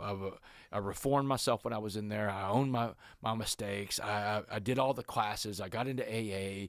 I was a positive person. I didn't get any trouble when I was there. You know, I obeyed the rules. My institutional adjustment was through the roof, right? And my support on the outside was through the roof too. So you can say, well, that's it. But listen, that's a God thing, brother.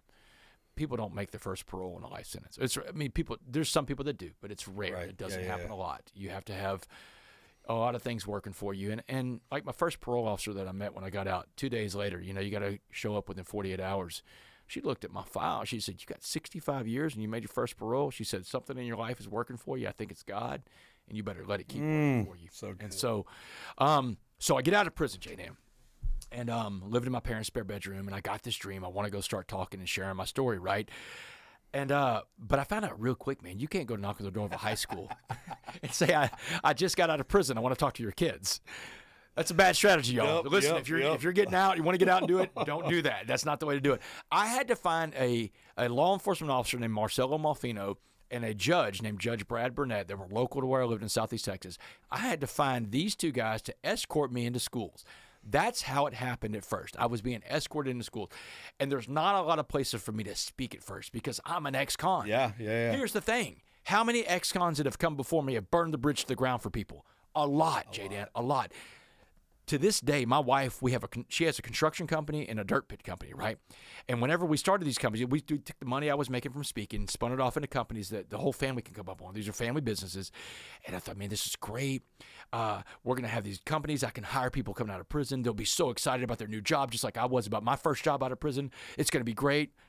Man, every ex-con that we've hired has burned us at this point. But we keep hiring them because I know that there's another Damon West out there. Yeah, there is, yes. And I've taught my family some things. They're like, all right, Damon, this isn't working. You know, are we going to keep doing this? I'm like, yes, we're going to keep doing this. But we're going to ask better questions. Here's some of the questions that we ask whenever someone comes in and wants a job with our companies in Southeast Texas. And I help them with this. So, all right, first of all, how much time did you get and how much time did you do on your sentence? I want to know that. Because when when they come to me, or when they apply to come to our transitional house and they got a 10-year sentence and they're discharging their 10-year sentence, I'm like, there's a reason you're discharging and not making parole. So let's talk about that. Yeah, so I want to know about that. I mean, that tells me a lot, man. You know, what was your charge? That's important to a point. I mean, like there's certain crimes that we're not going to, you can't hire people for what we're doing. But I mean, like, I'm not so concerned about your charge as I am about how much time you did on your sentence. And then I've, if this question's answered like that, ask this question. I got arrows in this list, right? So tell me about your disciplinary, record in there. What did you do? What were your jobs in there? Now we're going to get to like institutional time. And then, and I want to know, I want them to ask, and this is what they do. Did your crimes, any of that involve substance abuse? Or, if you went out and robbed a bank, were you doing it for drugs, or were you just someone that wanted to rob a bank, you know? And most of the people, 80% is the substance abuse. Remember, this is number 5 on my list. Substance abuse, that's 80%. So you got to figure the other variables are high. But substance abuse, and the one that I got on, I asked him, hey, if substance abuse was a role here, what did you do while you were on the inside to work on that? Did you have a program recovery? And did you go to meetings? And if you didn't have that available in your unit, tell me about your faith. Tell me what you did in there. And I mean, these answers will tell you a lot about whether or not this is going to be a good hire. And man, even with our transitional house, when we first started it, my application was 1.5 pages long. Yeah, 1.5 pages, front and half a back. That was it. Now it's 7 pages long, and you're required to write a 1-page story. And your story must include owning your past, any encounters you've had to change your mindset, whether you give your heart to the Lord, something, and then what's your plan for when you get out here? Because if you don't have a plan for yourself, you're not going to do my plan. Yeah. I'm not. You're not going to do what I tell you to do. I want to know what your plan is, so I can come alongside you and help you implement your plan for your life. If you don't take care of you're not going to take care of my business. There's no way in the world that doesn't work, man. You are the most important thing in your life, and if you don't, one of the things that we saw over the years is that we had a 100% not making it rate, unsuccessful rate with anyone under 35. Yeah, it's like within the first month to 3 months, they were back on drugs. They were not following the rules. They were doing it all. And so at one point, I asked my wife, I asked my board, I even asked the house managers at the house. I'm like, should we just stop? Because there are other transitional houses that do not take anybody under 35. Yeah. I said, should we just do that too? And they each one, my wife and the house managers and the board all said the same thing. What if there's that one? Mm-hmm. What if there's that one? And you know what? Out of 13 years of doing the house, last year, Dalton Hackett, his dad was in prison. So, dad was in prison. He was married. His wife was in jail when he was getting out on parole. She was still strung out at that time. And I was just like, but he was referred by another reentry resource firm. And I said, okay, let's do it. Let's do it. And so we took him in. And last year, this past September 1st, he moved out after being 9 months of I asked him, I said, hey, are you gonna make the marriage work? I need to know. If you're cutting her off, we're going to cut her off. But are you going to make this work? If you're going to make it work, then I want to help you in your marriage and reconcile. Sure. So he said, yeah, we're going to do this, but I'm going to lay the law down. I'm going to tell her we're done with drugs or we're done with the marriage. Yeah. And so he laid the law down. She moved out of the Oxford house in Texarkana to here in Dallas. They began working on their marriage. They began working with us to help them grow their marriage, but also their spirituality, their faith, their recovery. They started going to recovery together. They were coming to church together. And, they lost custody of all 4 of their kids, both because of meth addiction. They lost custody of all 4 kids. And her grandma and grandpa legally had the kids, and they couldn't do it. And so he came with a plan, and he said, we have to reside together as husband and wife for 6 months before we can even get our kids back. I said, all right, I'm going to help you get to that point. And September 1st, this past year, he moved out. She moved from Oxford House. They moved into a house in Texarkana. And then just this last Thursday in court, they got custody of their kids back. Oh, wow. He's 34 years old. Wow. So I told him, I looked him in the eye and I said, Dalton, you're my first person under 35 to successfully don't screw it up. And I said, I'm joking, I mean, he already didn't screw it up just by doing what he's done. I know, but I'm just like, man, you got one, man. I know. And so I said, first of all, I said, thank you. Yeah. Thank you for not giving up when it was hard. Thank you for knowing what to do when it got hard. Thank you for holding your wife accountable. Thank you for letting her hold you accountable. And it was really neat because I want to point this out because I want you to hear this, and I want you to, if you look at the coffee bean. Mm-hmm. See it? Yeah. Okay. It's dark, right? Yeah. It doesn't start out dark. No. You know that. You already know this because you're a coffee guy. It starts out green. Yeah. Okay. If you put a green coffee bean into a water, it's probably not going to change the water black and be able to drink coffee. It's got to go through some stuff. Yeah. It's got to go through the heat. Yeah. It's got to go through being handled by I've watched coffee roasters. They will roast the coffee. It's in this big machine where it's heat. It's being handled. And guess what? There's light roast. Yeah. There's medium roast and there's dark roast. Some coffee beans go through more stuff than others. Yeah, absolutely. Okay. And but it all comes down to you're going through that stuff because the impact that you're going to have is you're going to be able to change the environment wherever you go. And I took that as don't let your background hold you back, make it pay you back. Yeah. So the thing you go through, light, medium, roast, heat, life, boiling water, is going to pay you back one day, because once you go through it and now you're a black coffee bean, now you have the ability to take what you've been through and change the environment. Turn your biggest liability to your greatest asset. Amen. And that's the thing about adversity in life. Adversity teaches us that we're always capable of way more than we think we are, and that we don't have to give up when things get tough. We don't have to throw the towel in, man. Adversity is the greatest teacher out there, man. Yeah. Because on the other side of the adversity is the best version of us. But we have to go through the adversity to meet the best version of us, to shake the hand of the man or woman we're all supposed to be. J. Dan, first of all, that's great, a great story. I'm going to go back and tell my family about, hey, man, he found one. He's got one. We haven't found one yet, and we're going to keep looking till we do. I mean, we're going to keep trying to find it, because I know they're out there.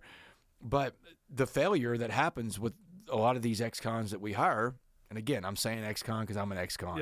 Yeah, I get it. It is what it is. You don't have to say justice impacted for me. No, even though that's fine. When they want to say it, I get know, it. And that's what everybody. I think everybody can stay in their own lane and do what they want to do. My lane is this, man. I'm an ex-con, and I'm always going to be an ex-con. But it doesn't devalue me. It's just a part of my story. Yeah. I've owned my story. People try to tell me to take the word, because I say I'm a forgiven felon. Yeah. And when we went on the Mike Huckabee show, and I told why it's called forgiven felon, is because I was trying to ask God to get rid of the word felon. Yeah. And he's like, no, don't get rid of it. Embrace it. I'm like, you want me to embrace the word that describes the darkest part of my life? And he said, yes. Yeah. But just because you embrace something doesn't mean you have to let it identify you. Right. You can hug somebody, and that person doesn't identify you. You're just embracing it. Right. He said, plus the word felon is just a noun.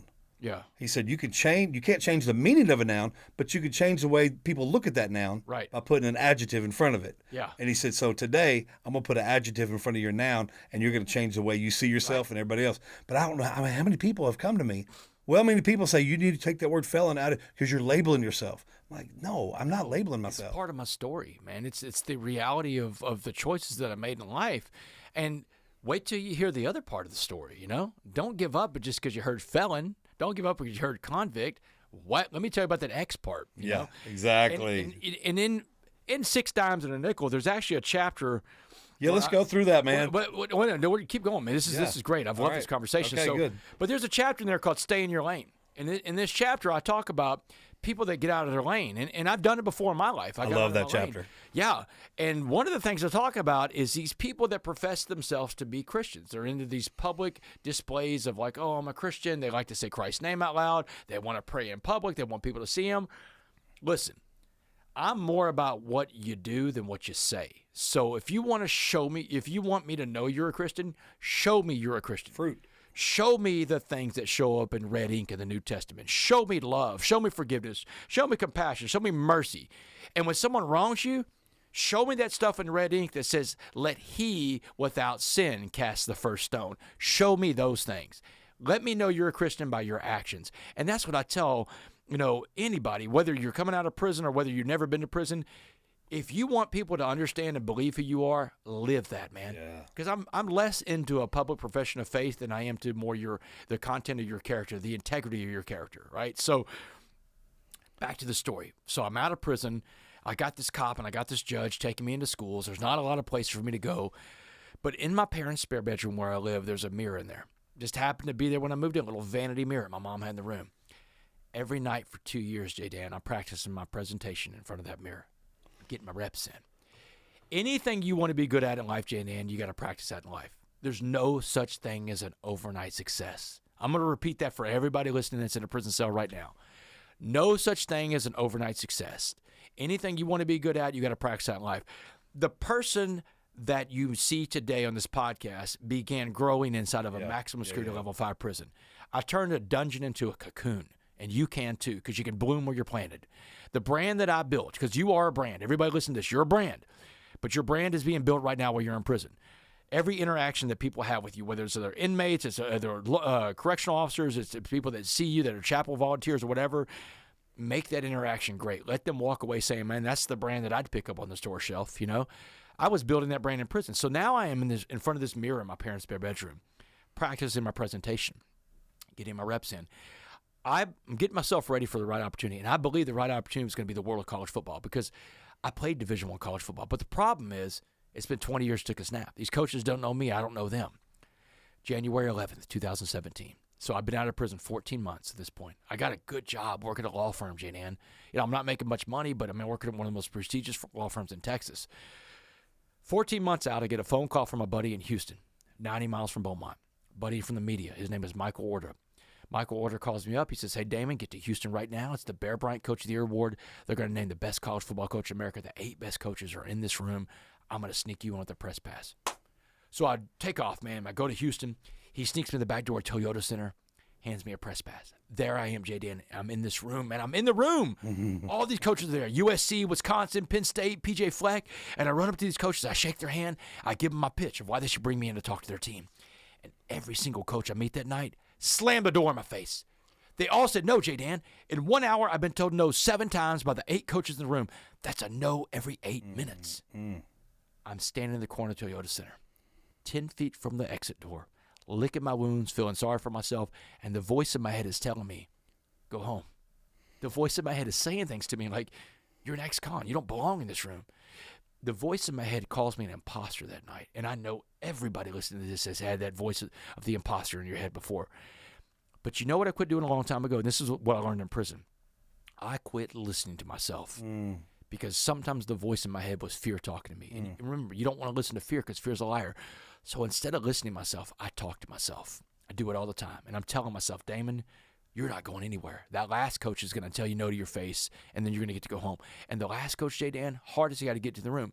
His team just beat Alabama 2 nights before for the national championship. Everybody wants his time. But I remind myself of a time when I succeeded, another chapter in the book. Remember when you succeeded and celebrate the wins. I remind myself, Damon, you survived prison, brother. This isn't prison. This is not going to hurt like prison hurt. Man, you're bigger than this. This guy's going to tell you no to your face, and then you're going home. So I stalked Dabo Swinney around that room, the head coach at Clemson, man. And I look like a crazy person, J-Dan. I'm pushing people out of the way. I'm hiding behind fake plans to jump out at him. And, man, Dabo sees me, and security sees me too, right? They're about to throw me out Toyota Center, but I get in front of Dabo, and I give him my best stuff. And I come up for air, and Dabo looks horrified. He's like, man, you got a card on you? And I'm like, oh, this is awful. So I hand him my card. He snatched it from me. He said, I'll check you out. And he was gone. Well, that's a no. But you know what I felt good about that night was that final no. Because that no, J-Dan, let me know that I left it all on the field. Yeah. One of the biggest lessons I learned from playing sports is you give it all you got, man. Sometimes you win, sometimes you lose. Or like Muhammad said, you don't have to win all your fights. You got to fight all your fights. I fought my fights that night. I went home. I slept like a baby. Forgot about that night. 4 months later, I get an email out of the blue. It's the director of football operations at Clemson University, a guy named Mike Dooley. Mike Dooley's email says this, hey, Damon, Coach Swinney met you at an award show in Houston. Love to have you come talk to the team. Do you have August 1st open? Did you have to pray about it or anything? No, man. I'm like, brother, I got every first open, man. You can have whatever first you want. So August 1st, 2017, this is less than 2 years out of prison. I deliver a presentation in front of the defending national champions, the Clemson Tigers, man. And this chapter in the book is called Always Ask the Question. Because remember, if I don't ask that question at night. So I'm speaking to the Clemson Tigers that night, August of 2017. After the presentation's over, Dabo's in my face. Dabo's a high-energy guy, too. Oh, yeah. Damon, that's the most amazing story I've ever heard. I've never seen my players respond like that to a speaker. He said, have you been to Alabama to talk to their football team? And I'm like, no, Dabo, I've been to Clemson, dude. I was like, he said, we'll see about that. He said, I just texted Nick Saban from the back of the room. J-Dan, when my flight landed in Houston the next day for my trip to Clemson, I turned my phone on. There's a voicemail and a text message from the director of football operations at Alabama, University of Alabama, the Whale. The biggest program in America with the best coach to ever do it. Here's what the voicemail said. Hey, Damon, Dabo called Coach Saban last night, and Coach Saban cannot wait to hear your story. He said, how does August 21st, 7:30 p.m. work for your calendar? I laughed out loud, J-Dan, because I don't have a calendar at this point. I was like, man, I'll see you in Tuscaloosa. I'll be there, man. Oh. Just like that, J-Dan. Dabo Swinney kicks open the biggest door to college football, and Dabo doesn't stop there. Dabo becomes the person that believes in you and turns the whole Rolodex over to you. And I'm telling you, everybody listen to this. There's that person out there that's going to believe in you. But here's what has to happen first. Growth follows belief. You have to believe in yourself before anybody's going to believe in you. Yeah. And once you have that core belief in you, and I asked Dabo one time, years later, man, what made you say yes to me? He said, man, I saw it in your eyes. I saw the conviction in you, man. I know that look, because when I was coming up trying to convince people I was going to be a head coach, that's the look I had. You got to have that look. When you believe in yourself, people feel that, right? So now every coach in America is calling my phone. Kirby Smart, Lincoln Riley, Chip Kelly, Lane Kiffin, Ryan Day just won the national championship. Every coach in America is calling me at this point. The biggest event hadn't happened yet. I hadn't met this second servant leader I'm going to run into. Servant leadership is the biggest thing you can be in life, man. It's the secret to life, helping other people reach their goals. So 1 year after the presentation at Clemson, it's August of 2018, I get a phone call out of the blue. And on the other end of my phone is this guy named John Gordon. Now, John Gordon is one of the biggest motivational speakers and authors in America, the Energy Bus guy. And I'm like, John, I know who you are. How do you know who I am? He said, Dabo Swinney. He said, Damon, I just got done speaking to Clemson's football team. Dabo brought up in the office for 30 minutes to tell me your whole story. John said this before the pandemic. He said, Damon, the world needs a coffee bean message, Damon. Let's deliver this message to the world. He said, will you write a book with me? We'll call it The Coffee Bean. J-Dan, in the summer of 2019, 10 years after I first heard this story from Muhammad in a jail cell in Dallas County, the book, The Coffee Bean, comes out. This book comes out, takes the world by storm. The whole world, J-Dan. Yeah. 4 to 6 weeks at the top of every bestseller list in America, gets a global publishing deal. Global publishing deals are rare. I've never had another book get a global publishing deal. What a global publishing deal is this. They reprint your book in every language in the world. So the book, The Coffee Bean, starts popping up in Chinese and Spanish, Arabic, French, Italian, German, every language, right? Wow. And then in the year 2020, the entire world becomes a pot of boiling water, the pandemic. The entire world is searching for the right message. And guess where so many people landed? The Coffee Bean guy. J-Dan, my life went from this, and for anybody just listening to this, flat line horizontal to this, vertical straight up. Since 2021, I've been on the road 20 to 25 days of every month sharing the coffee bean somewhere in the world. But it all goes back to that one night, J-Dan, in Houston, Texas, January 11th, 2017. That night that I had 7 no's in the first hour, and I'm 10 feet from the door, and I'm about to walk out because the voice in my head told me, you're that felon, you don't belong in this room. If I listened to the voice of doubt and fear that night in my head, we're not having this conversation today, J-Dan. And the world doesn't have the coffee bean message.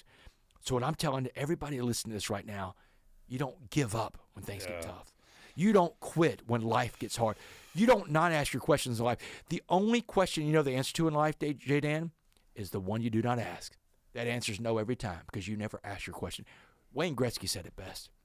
He said you miss 100% of the shots that you do not take. Go take your shots in this life, J-Dan. That's it. That's what life is about, taking your shots. One thing I love about that story is I love a lot of things about that story, but you got seven no's. 7 is the number of completion. 8 is the number of new beginnings. Yeah.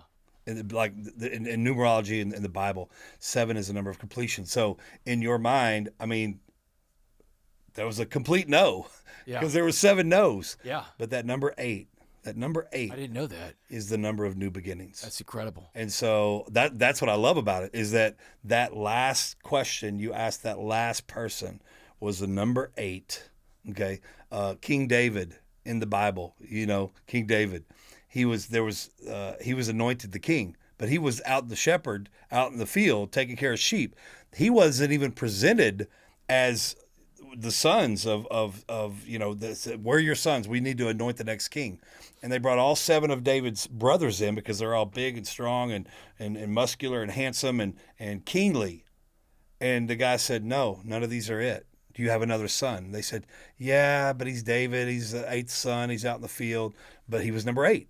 He was number 8. And so the number 8's always been a part of our story. Wow. But just to hear you say it, and I knew the story, and I couldn't wait to tell you about it because you had 7 as a number of completion. That's incredible. Perfection, completion. But 8 is the number of new beginnings. And so I love that. 7 pops up in my story a lot. And I talk about this in Christians, you believers always pick up on the 7 part. I never knew about the 8, though. 7 was my football number in college. 7 building was the building I lived on in prison. Wow. You got time for one more 7 story? Oh, yeah. Come on, dude. So here we go. Yeah, you stop us when we need to stop because I know you got a flight. So we'll go as long as you want. No, this is so the most frequent question I get now, and this is one of the reasons why I wrote the book, because it answers the question that so many people asked when they read The Change Agent. Have you found Muhammad? That's what people want to know, right? This guy that saved your life with his message, right? This guy that transformed your life, this angel on the path of life. Some people even want to know if he was real. They're man, maybe he was an angel. No, he was real, man. He was a real person. And when I got out of prison, man, that was the biggest motive. I was trying to find Muhammad, man. And first thing I went back to Dallas County Jail. I said, I'm trying to find my friend Muhammad. I did time with him in 2009. And they're like, man, we can't find your friend because that's his Muslim name, right? And so that was his Muslim name. He was a Muslim guy I met. Right. And when a person, for those of y'all listening that don't understand Muslim names, when a person converts to Islam, they get rid of their real name, take on a Muslim name. Kind of like Cassius Clay becomes Muhammad Ali, right? So this Muhammad's no different. I get out, and I can't find Muhammad because I don't have his real name or birth date. I don't have his vital information. So I have to hope at this point someday Muhammad finds me. And this is since we did the Background Check podcast. Yeah. This is what happened. So 3 years ago, I get a letter from an inmate at the Texas Department of Criminal Justice. This letter, I get a lot of inmate mail, J-Dan, and it's great. And here's my post office box for anybody listening that wants to write me. It's post office box, P.O. Box 1451, Nederland, Texas, Nederland, Texas. And I'll put it up there on the 77627. If you want to write me, that's where. And look, I'll write you back. It may take a little while because I'm on the road so much, but I know I understand. The letter goes out, you want a letter back. And that's my attitude, man. I try to write everybody back because I've become the face of hope. I've become Andy Dufresne to a lot of people in prison. I love my role as Andy, right?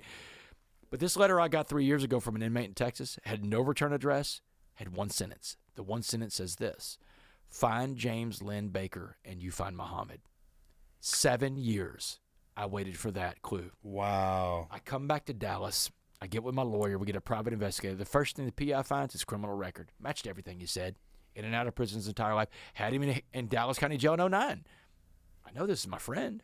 All we have to do now is find my friend's current address, but we never could find his current address, J-Dan, because James Lynn Baker II, Muhammad, he died of an opiate overdose in Dallas, Texas on May 9th, 2017. As of this recording, he's been dead for 8 years. Big lesson there, too, J-Dan. This guy sat on the coffee bean message his entire life, but he couldn't apply it in his own life. You can sit on all the knowledge and information in the world. You can read all the best self-help books, listen to all the best podcasts, quote your Bible, scripture, and verse, but if you can't apply the knowledge does you no good. So integrity, J-Dan, I believe, is who we are when no one but God is watching us.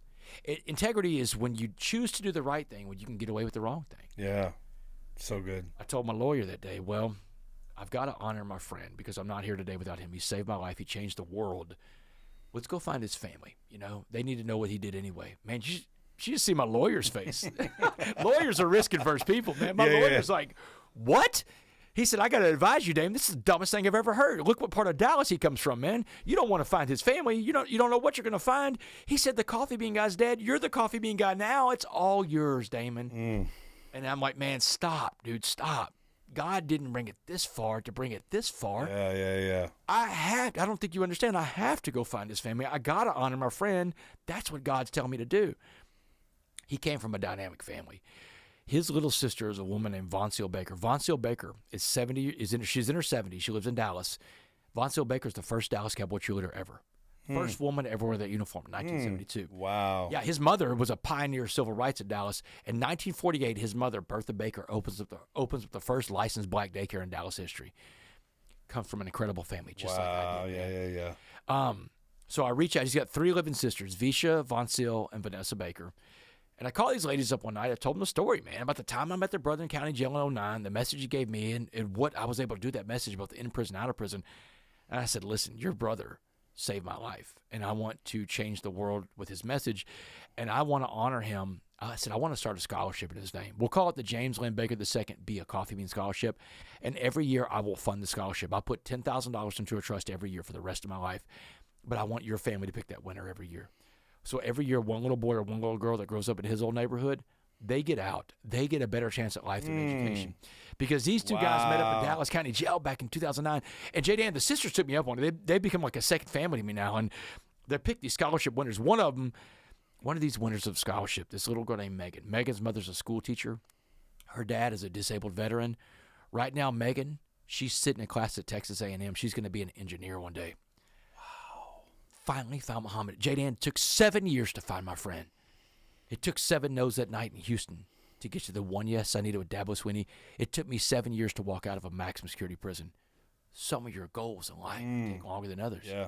Don't quit. Yeah. Don't give up before the miracle happens. Wow. Yeah. I was January 12th, January 2012. I was at they called it a compassion conference, and it was in Louisiana, and it was this conference of all these compassion organizations like Convoy of Hope, the Dream Center in L.A., and all these missions. And I knew every single one of them. But my pastors invited me and my wife to come to this. It was 2012. I've been out since 2006. January 2007 is when we started Forgiven Felons, and we began looking for a transitional house because that was the dream. And I literally gave up almost 3 times between January 2012 and when we got out and started it, because we couldn't find anything. And so I was about to give up, and he brought us, and everybody that spoke, there was like 10 speakers that weekend, I knew them all. I knew their story. And I'm like, God, why am I here? Why am I here? And then this one guy got up. I had no idea who he was. His name was Bill Shear from a church called Guts Church in Tulsa, Oklahoma. And I thought that was the coolest name, but I didn't know anything about him. I didn't know his story. I didn't know anything. And he stopped in the middle of his message. He says, I don't know who this is for. Now, usually when I hear that, I don't know who this is for, I'm like, whatever, you're not hearing anything special. But when I heard it that day, he says, I don't know who this is for, but there's somebody here. You've been waiting on your dream for 5 years to happen. And I'm supposed to say, don't give up. It's about to turn. So we started January 2007. Wow. This is January 2012. And out of the blue, the only speaker that I had no clue of what his story was, because anybody else that I knew their story and they said that, I would have just, but the fact that I don't know this guy from Adam, then I'm like, okay, God. And then February, 1 month later, I get a call. Hey, we do some duplexes for another transitional ministry, and we hear that you're looking for, a place to do your ministry. Like, yes, I am. Well, we just bought this duplex in Northeast Dallas, the one you did the first podcast at. Yeah. He said, would you like to do Forgiven Felons in this duplex? And I said, yes. And so it's just like, no matter what, God's always watching. God's always, he's doing something, even when when it looks bad. Yeah. Even in the midst of 7 no's, God was already working on Dabo's heart. Absolutely. He was already working on his heart. Absolutely. And so that's it's an amazing story. And all the stories let's talk about 6 Dimes and a Nickel real quick, because it's not out yet. All right. It comes out when? It comes out July 29th. But here's the deal. Pre-orders are open up on Amazon right now. You can order it right now. And that's how authors become bestsellers, man. They pre-sell a lot of books. So the tour that I'm on right now is trying to get people to go out and pre-order the 6 Dimes and a Nickel, man. It's the best book I've ever written. It's the 6th, and I agree with that. I do agree with that. You've read them all. I've read them all, and I love it. I haven't read the kids' coffee bean book, but because I'm not a kid, but I'm assuming it's the kid version of the adult one, so it's good. But so here's the deal: whether you're in prison, get your family to pre-order this. If you're out of here and you have a loved one in prison, or if you're just out here and you need this message, this message isn't exclusive to inmates. It's to anybody going through anything. You need this book. Pre-order it. We've already pre-ordered it. I'm going to pre-order some for gifts.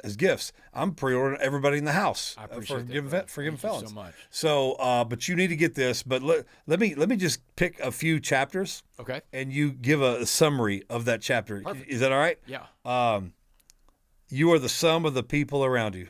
Man, this is the chapter where I talk about this SWAT team raid coming to get me, man. I was a guy that had it all and once surrounded myself with the right crowd, but through my choices in life to be a meth addict and be a criminal, I surrounded myself with a bad crowd. In fact, I went from hanging with the bad crowd to becoming the bad crowd.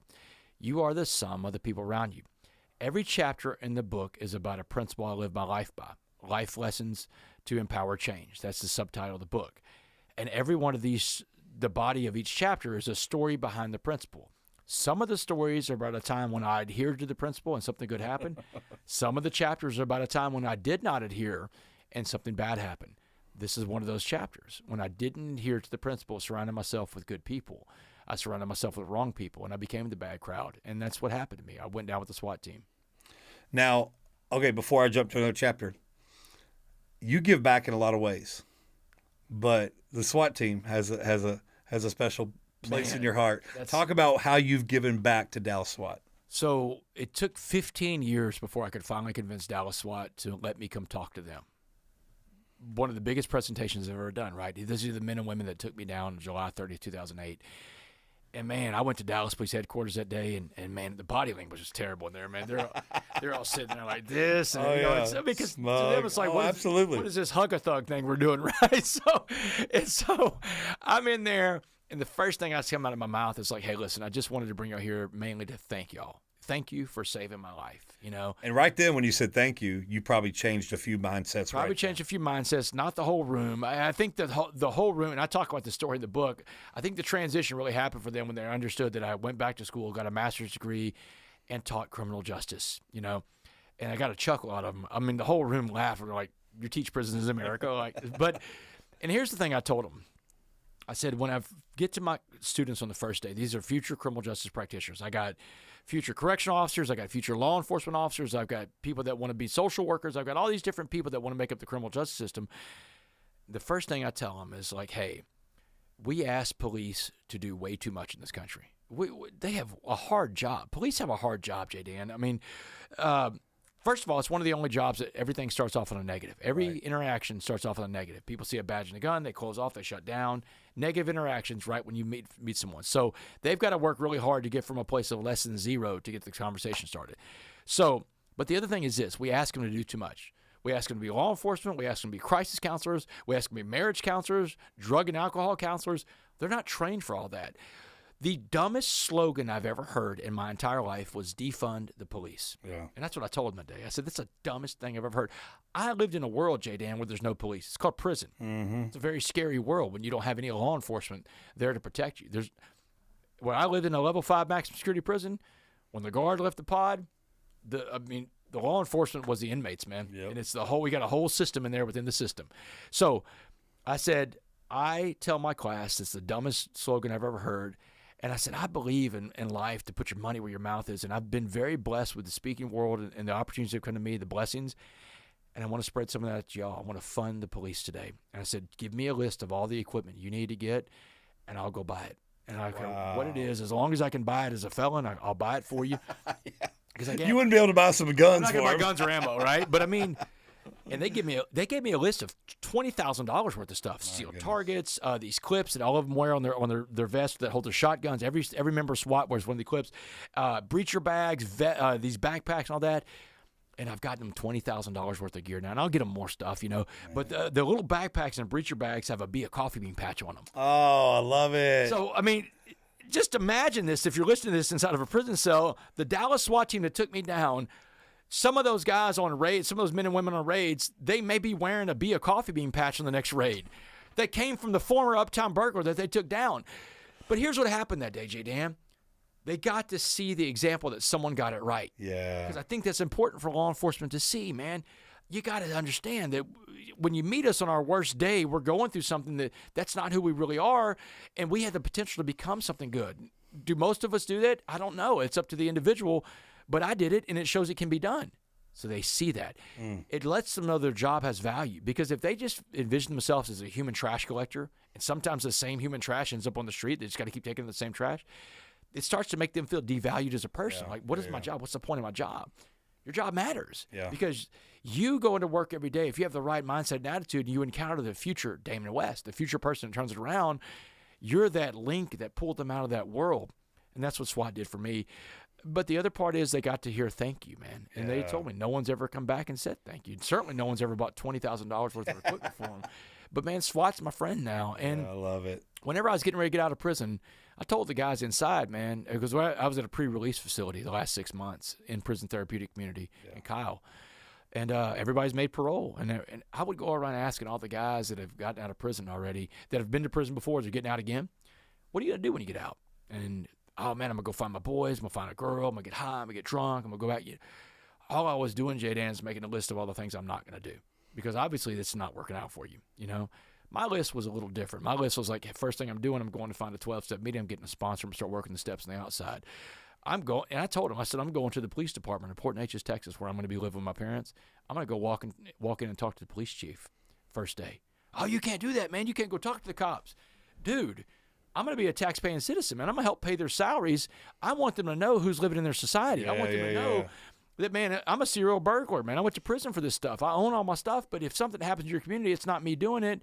And by the way, since I'm out here now, plug me in, man. Let me go in and share my story. Let me be the backstop for someone else that may be making a bad choice. And I've always tried to find ways to work with law enforcement and show them the example that someone got it right. So good. Yeah. Let's talk about your dad and the legacy that he built for himself, but also that he left to you, that he left behind, that you continue to carry on, because it's important, man. It's important. The things we sow into our children. Yeah. There's a verse that says, train up your child in the way they should go, and when they are old, they will not depart from them. Okay. And a lot of parents get frazzled and distressed when their young kid strays away. Yeah. Okay. And I always give this encouragement to them. When they're old, I substitute the word mature. When they mature, the prodigal son, the story of the prodigal son, the Bible says when he came to himself, he came to his senses. There's a point in life where we come to our senses, where we become old, mature. They will not depart from all those seeds that were sown. So just talk about what your dad has meant to you. Moms are great. We're here by the grace of God, mama's prayers. I know there, but dads, man, talk about the legacy your dad left for you and how you're going to, continue that. Yeah, and it's one of the things I realized when I got to prison, too, that most of the men I was locked up with didn't have a father. And that's important. Boys need a male role model. You need a male presence in your life. And then, like you said, moms are great. Women are great. But to raise a man, you got to be around other men. You got to see a good example of what a man looks like. And so I had that growing up, J-Dan. My dad was a sports writer for 50 years in Texas. He was the first sports writer in Southeast Texas to put black athletes on the front page of sports pages, 1971. Wow. This chapter in the book is called Take Tough Stances, all right? In life, you're going to be given choices, and your integrity, your core values are going to be tested by those choices. And I believe that if you give up your core values, you give up the things that are most important to you, you lose yourself along the way. You've got to stand on your values, especially when life gets tough. So 1971, the best running back in America is in Port Arthur, Texas, a guy named Joe Washington. Joe Washington goes on to play, Division I football at Oklahoma. He plays in the NFL for the Colts, the Redskins. But in 1971, he was a senior running back at Port Arthur Lincoln High School. And at that time in Southeast Texas, you couldn't put black athletes on the front page. My dad was a sports editor, a young sports editor. And so he's given this option. Put Joe Washington on the front page when he deserves it, or you're fired. And so he's like, hey, look, you know what? I'm not even from the South, man. I'm from Missouri. He moved down to go to college at Lamar University. That's where he met my mom. He said, I'm down with that. I don't see a problem with that at all. And the publisher of the paper, a guy named Bill Maddox, is like, listen, when you do this, man, just know that a lot of what you know that's white is going to be gone, man. We're going to take this one. It's going to be a lot of brunt of the storm coming at us, but we'll be in the boat together paddling. He does it, puts Joe on the cover, and immediately, man, I mean, the Klan's out there. They're breaking his windows. They're slitting his tires. I mean, because right down the road is Vida, Texas, where the Klan is, right? So, I mean, he's dealing with all this. He's dealing with the worst of people because he puts a black guy on the cover of sports page, but he stands his ground. He does it. And all this hate mail that he's receiving all the years. I'm a boy growing up in the 80s at this point, probably 1984, 85. My dad comes down with a box from the attic. It's all the hate mail. So he sits me down and he makes me read all the hate mail. I mean, J. Dan, every nasty negative word that you can think of to people describe my father and my mother, because my dad put a black guy on the cover of sports page, but he said, Damon, I want you to see what it looks like to take a stand and do the right thing, because he said sometimes in life, taking a stand and doing the right thing means you're going to stand alone. But he said it's always okay to stand alone as long as you're standing on the right side of history. Tremendous influence on my father. And when I go to prison, this is the principle I got to rebuild my entire life on, you know. And when I'm getting into prison and I'm fighting all the gangs off at first, you know, because I'm white. The whites are trying to pull me into different gangs, the Aryan Brotherhood, the Aryan Circle, the White Knights. I mean, it's like it's a battle for my life. And the blacks are trying to push me into the white gangs because that's where everybody goes, man. They're like, get with your own kind, dude. Just get with the program. But I'd see my dad at visitation. He'd remind me, man, stand your ground. Even if it costs you your life, you got to stand your ground. You can't give in. You can't come back as someone we don't recognize. We didn't raise you that way. And so my dad got to see me apply the principle he taught me in life. And whenever I got out, he's seeing all these things happen in my life. Now my dad was always with us in Mass every Sunday. We grew up Catholic. So he was always there at Mass every Sunday. But my dad didn't outwardly talk about faith ever. Like ever. He never talked about faith ever. And later in life, after I got out of prison, all these incredible things are happening in my life, he would call me, man, I just can't believe all the stuff God's doing in your life. He starts talking about God more. And I start realizing, J. Dan, that my life is impacting his life because he's seeing the example of what Christ can do in someone's life. And he's bought into it now, publicly talking about it. I didn't really ever see this side of him. So in June of 2023, my dad gets diagnosed with stage 4 colon cancer. By July 28th, he's dead. All right. And so before he dies, I'm having these conversations because I know his situation is bad and he's deteriorating fast. So I start having these conversations with him and writing everything down. And one of the conversations I had with him before he died, a few weeks before he died, I asked him, I said, man, tell me about you and your faith journey. And he confirmed, Damon, what happened to you changed my life too. My relationship with Christ even better. But he said, I've always been a Christian, but I've never publicly been a Christian. I'm like, why? He said, well, all the battles I fought in civil rights, everybody called himself a good God-fearing Christian that I had to battle in civil rights. He said they would cloak injustice with their religion. And he said, why would I want to throw my lot in with a bunch of people like that when I can have a private, personal relationship with Christ that's very good, very solid? And that hit me, man, because, I mean, this is the hypocristian thing that you deal with, you know, and sometimes you see people, and it doesn't have to be Christian, it can be any faith, that people, right, they pretend to be part of something that they're not really, their actions don't show it, right? And what he's talking about, the people he dealt with, they're not really Christians. Those people they don't represent the faith you and I have. But people cloak themselves in their faith, and they pretend to be a lot of things. And this is why I think a lot of Christians are susceptible to a public display of faith, you know? Yeah. And it's an Achilles heel to their wallets, their lives, their votes, you know? But my dad, before he passes away, he's like, Damon, you're going to have to be the one to take care of your mother. I've got a brother that lives in Dallas. I got another brother that lives in D.C., I live 15 minutes away from my mom in the next town over. My wife and I bought a piece of property we just built a house on. So we're right down the road from my mom. So my dad dies, and I don't really know what it means to take care of my mom. I try to call more, but, man, I'm on the road 20, 25 days a month. Even when I'm home for 36 hours, getting 15 minutes away, it might as well be 15 hours, man. Sometimes I just don't have enough time to even catch my breath. And I wouldn't see my mom that much, but when I go see her, her situation's deteriorated. You know, J.Dan, the house isn't really kept well. You know, I can tell that she's depressed, she's down, she's lonely. So this past summer, in the summer of 2024, I talked to my wife, and we made the decision we're going to do this. So I told my mom, I said, Mom, Kiddo and I are going to build you a house on our property.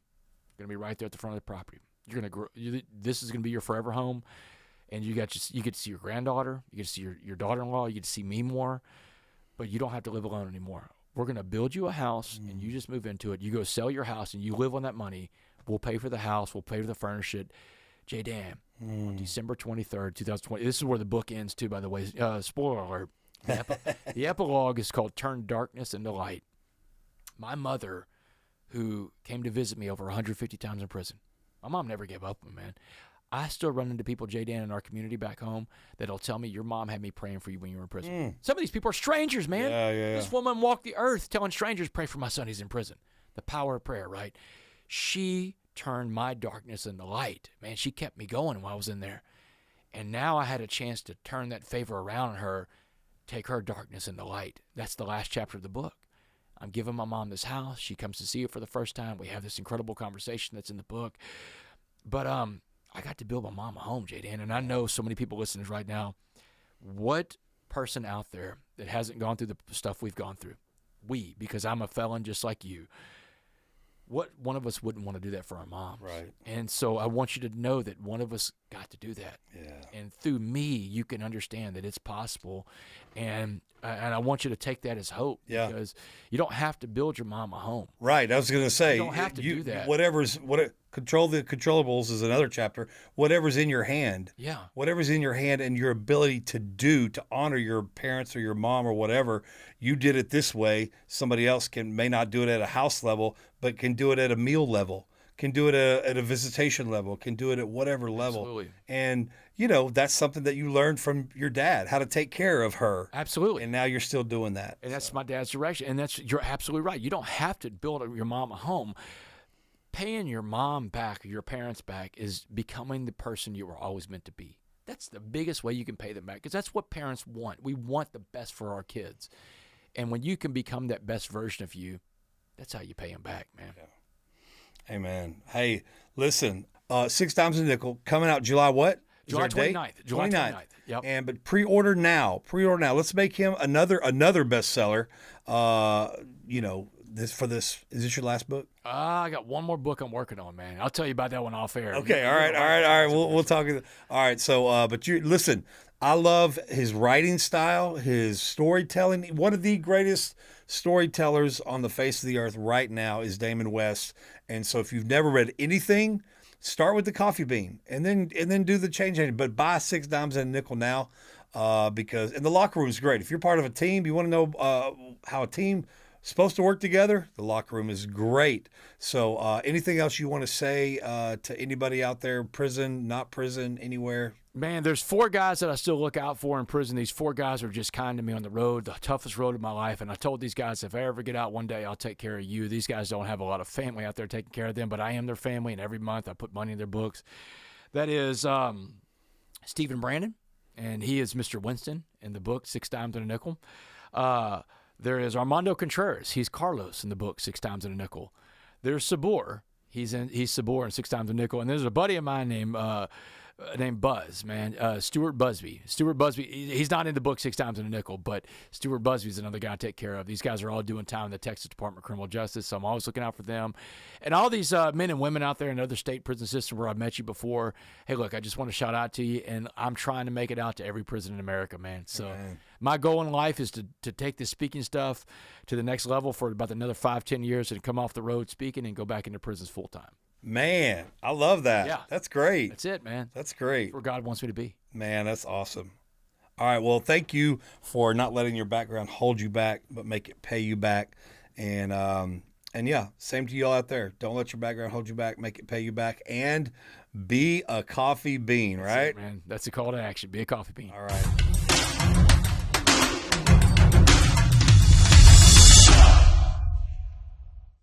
Hey guys, this is Brandon with Favor Legal. During my time of incarceration, I saw that the legal services community was underserving people incarcerated. Either the services were terrible or the prices were really, really high and you couldn't afford them. And so Favor Legal was born over a decade ago in prison. And so what we do is we provide a great quality of service at low prices and even affordable payment plans. Whether you're trying to fight your case on habeas, you're trying to get out of parole, or you have another legal service that you need, reach out to us. Guys, we love you. And remember, if you're Favor, you're family. Favor Legal offers the following services: professional parole presentations, habeas corpus both state and federal, family law including child custody and child support. And here are just some of the other services that we also offer. Thank you for tuning in to this episode of the Background Check Podcast, brought to you by Forgiven Felons, helping people with a past realize their future. For more information, please visit forgivenfelons.org. Follow us on Instagram, Facebook, and please don't forget to subscribe so you'll never miss the latest episode. I'm jgumm, and this has been Background Check.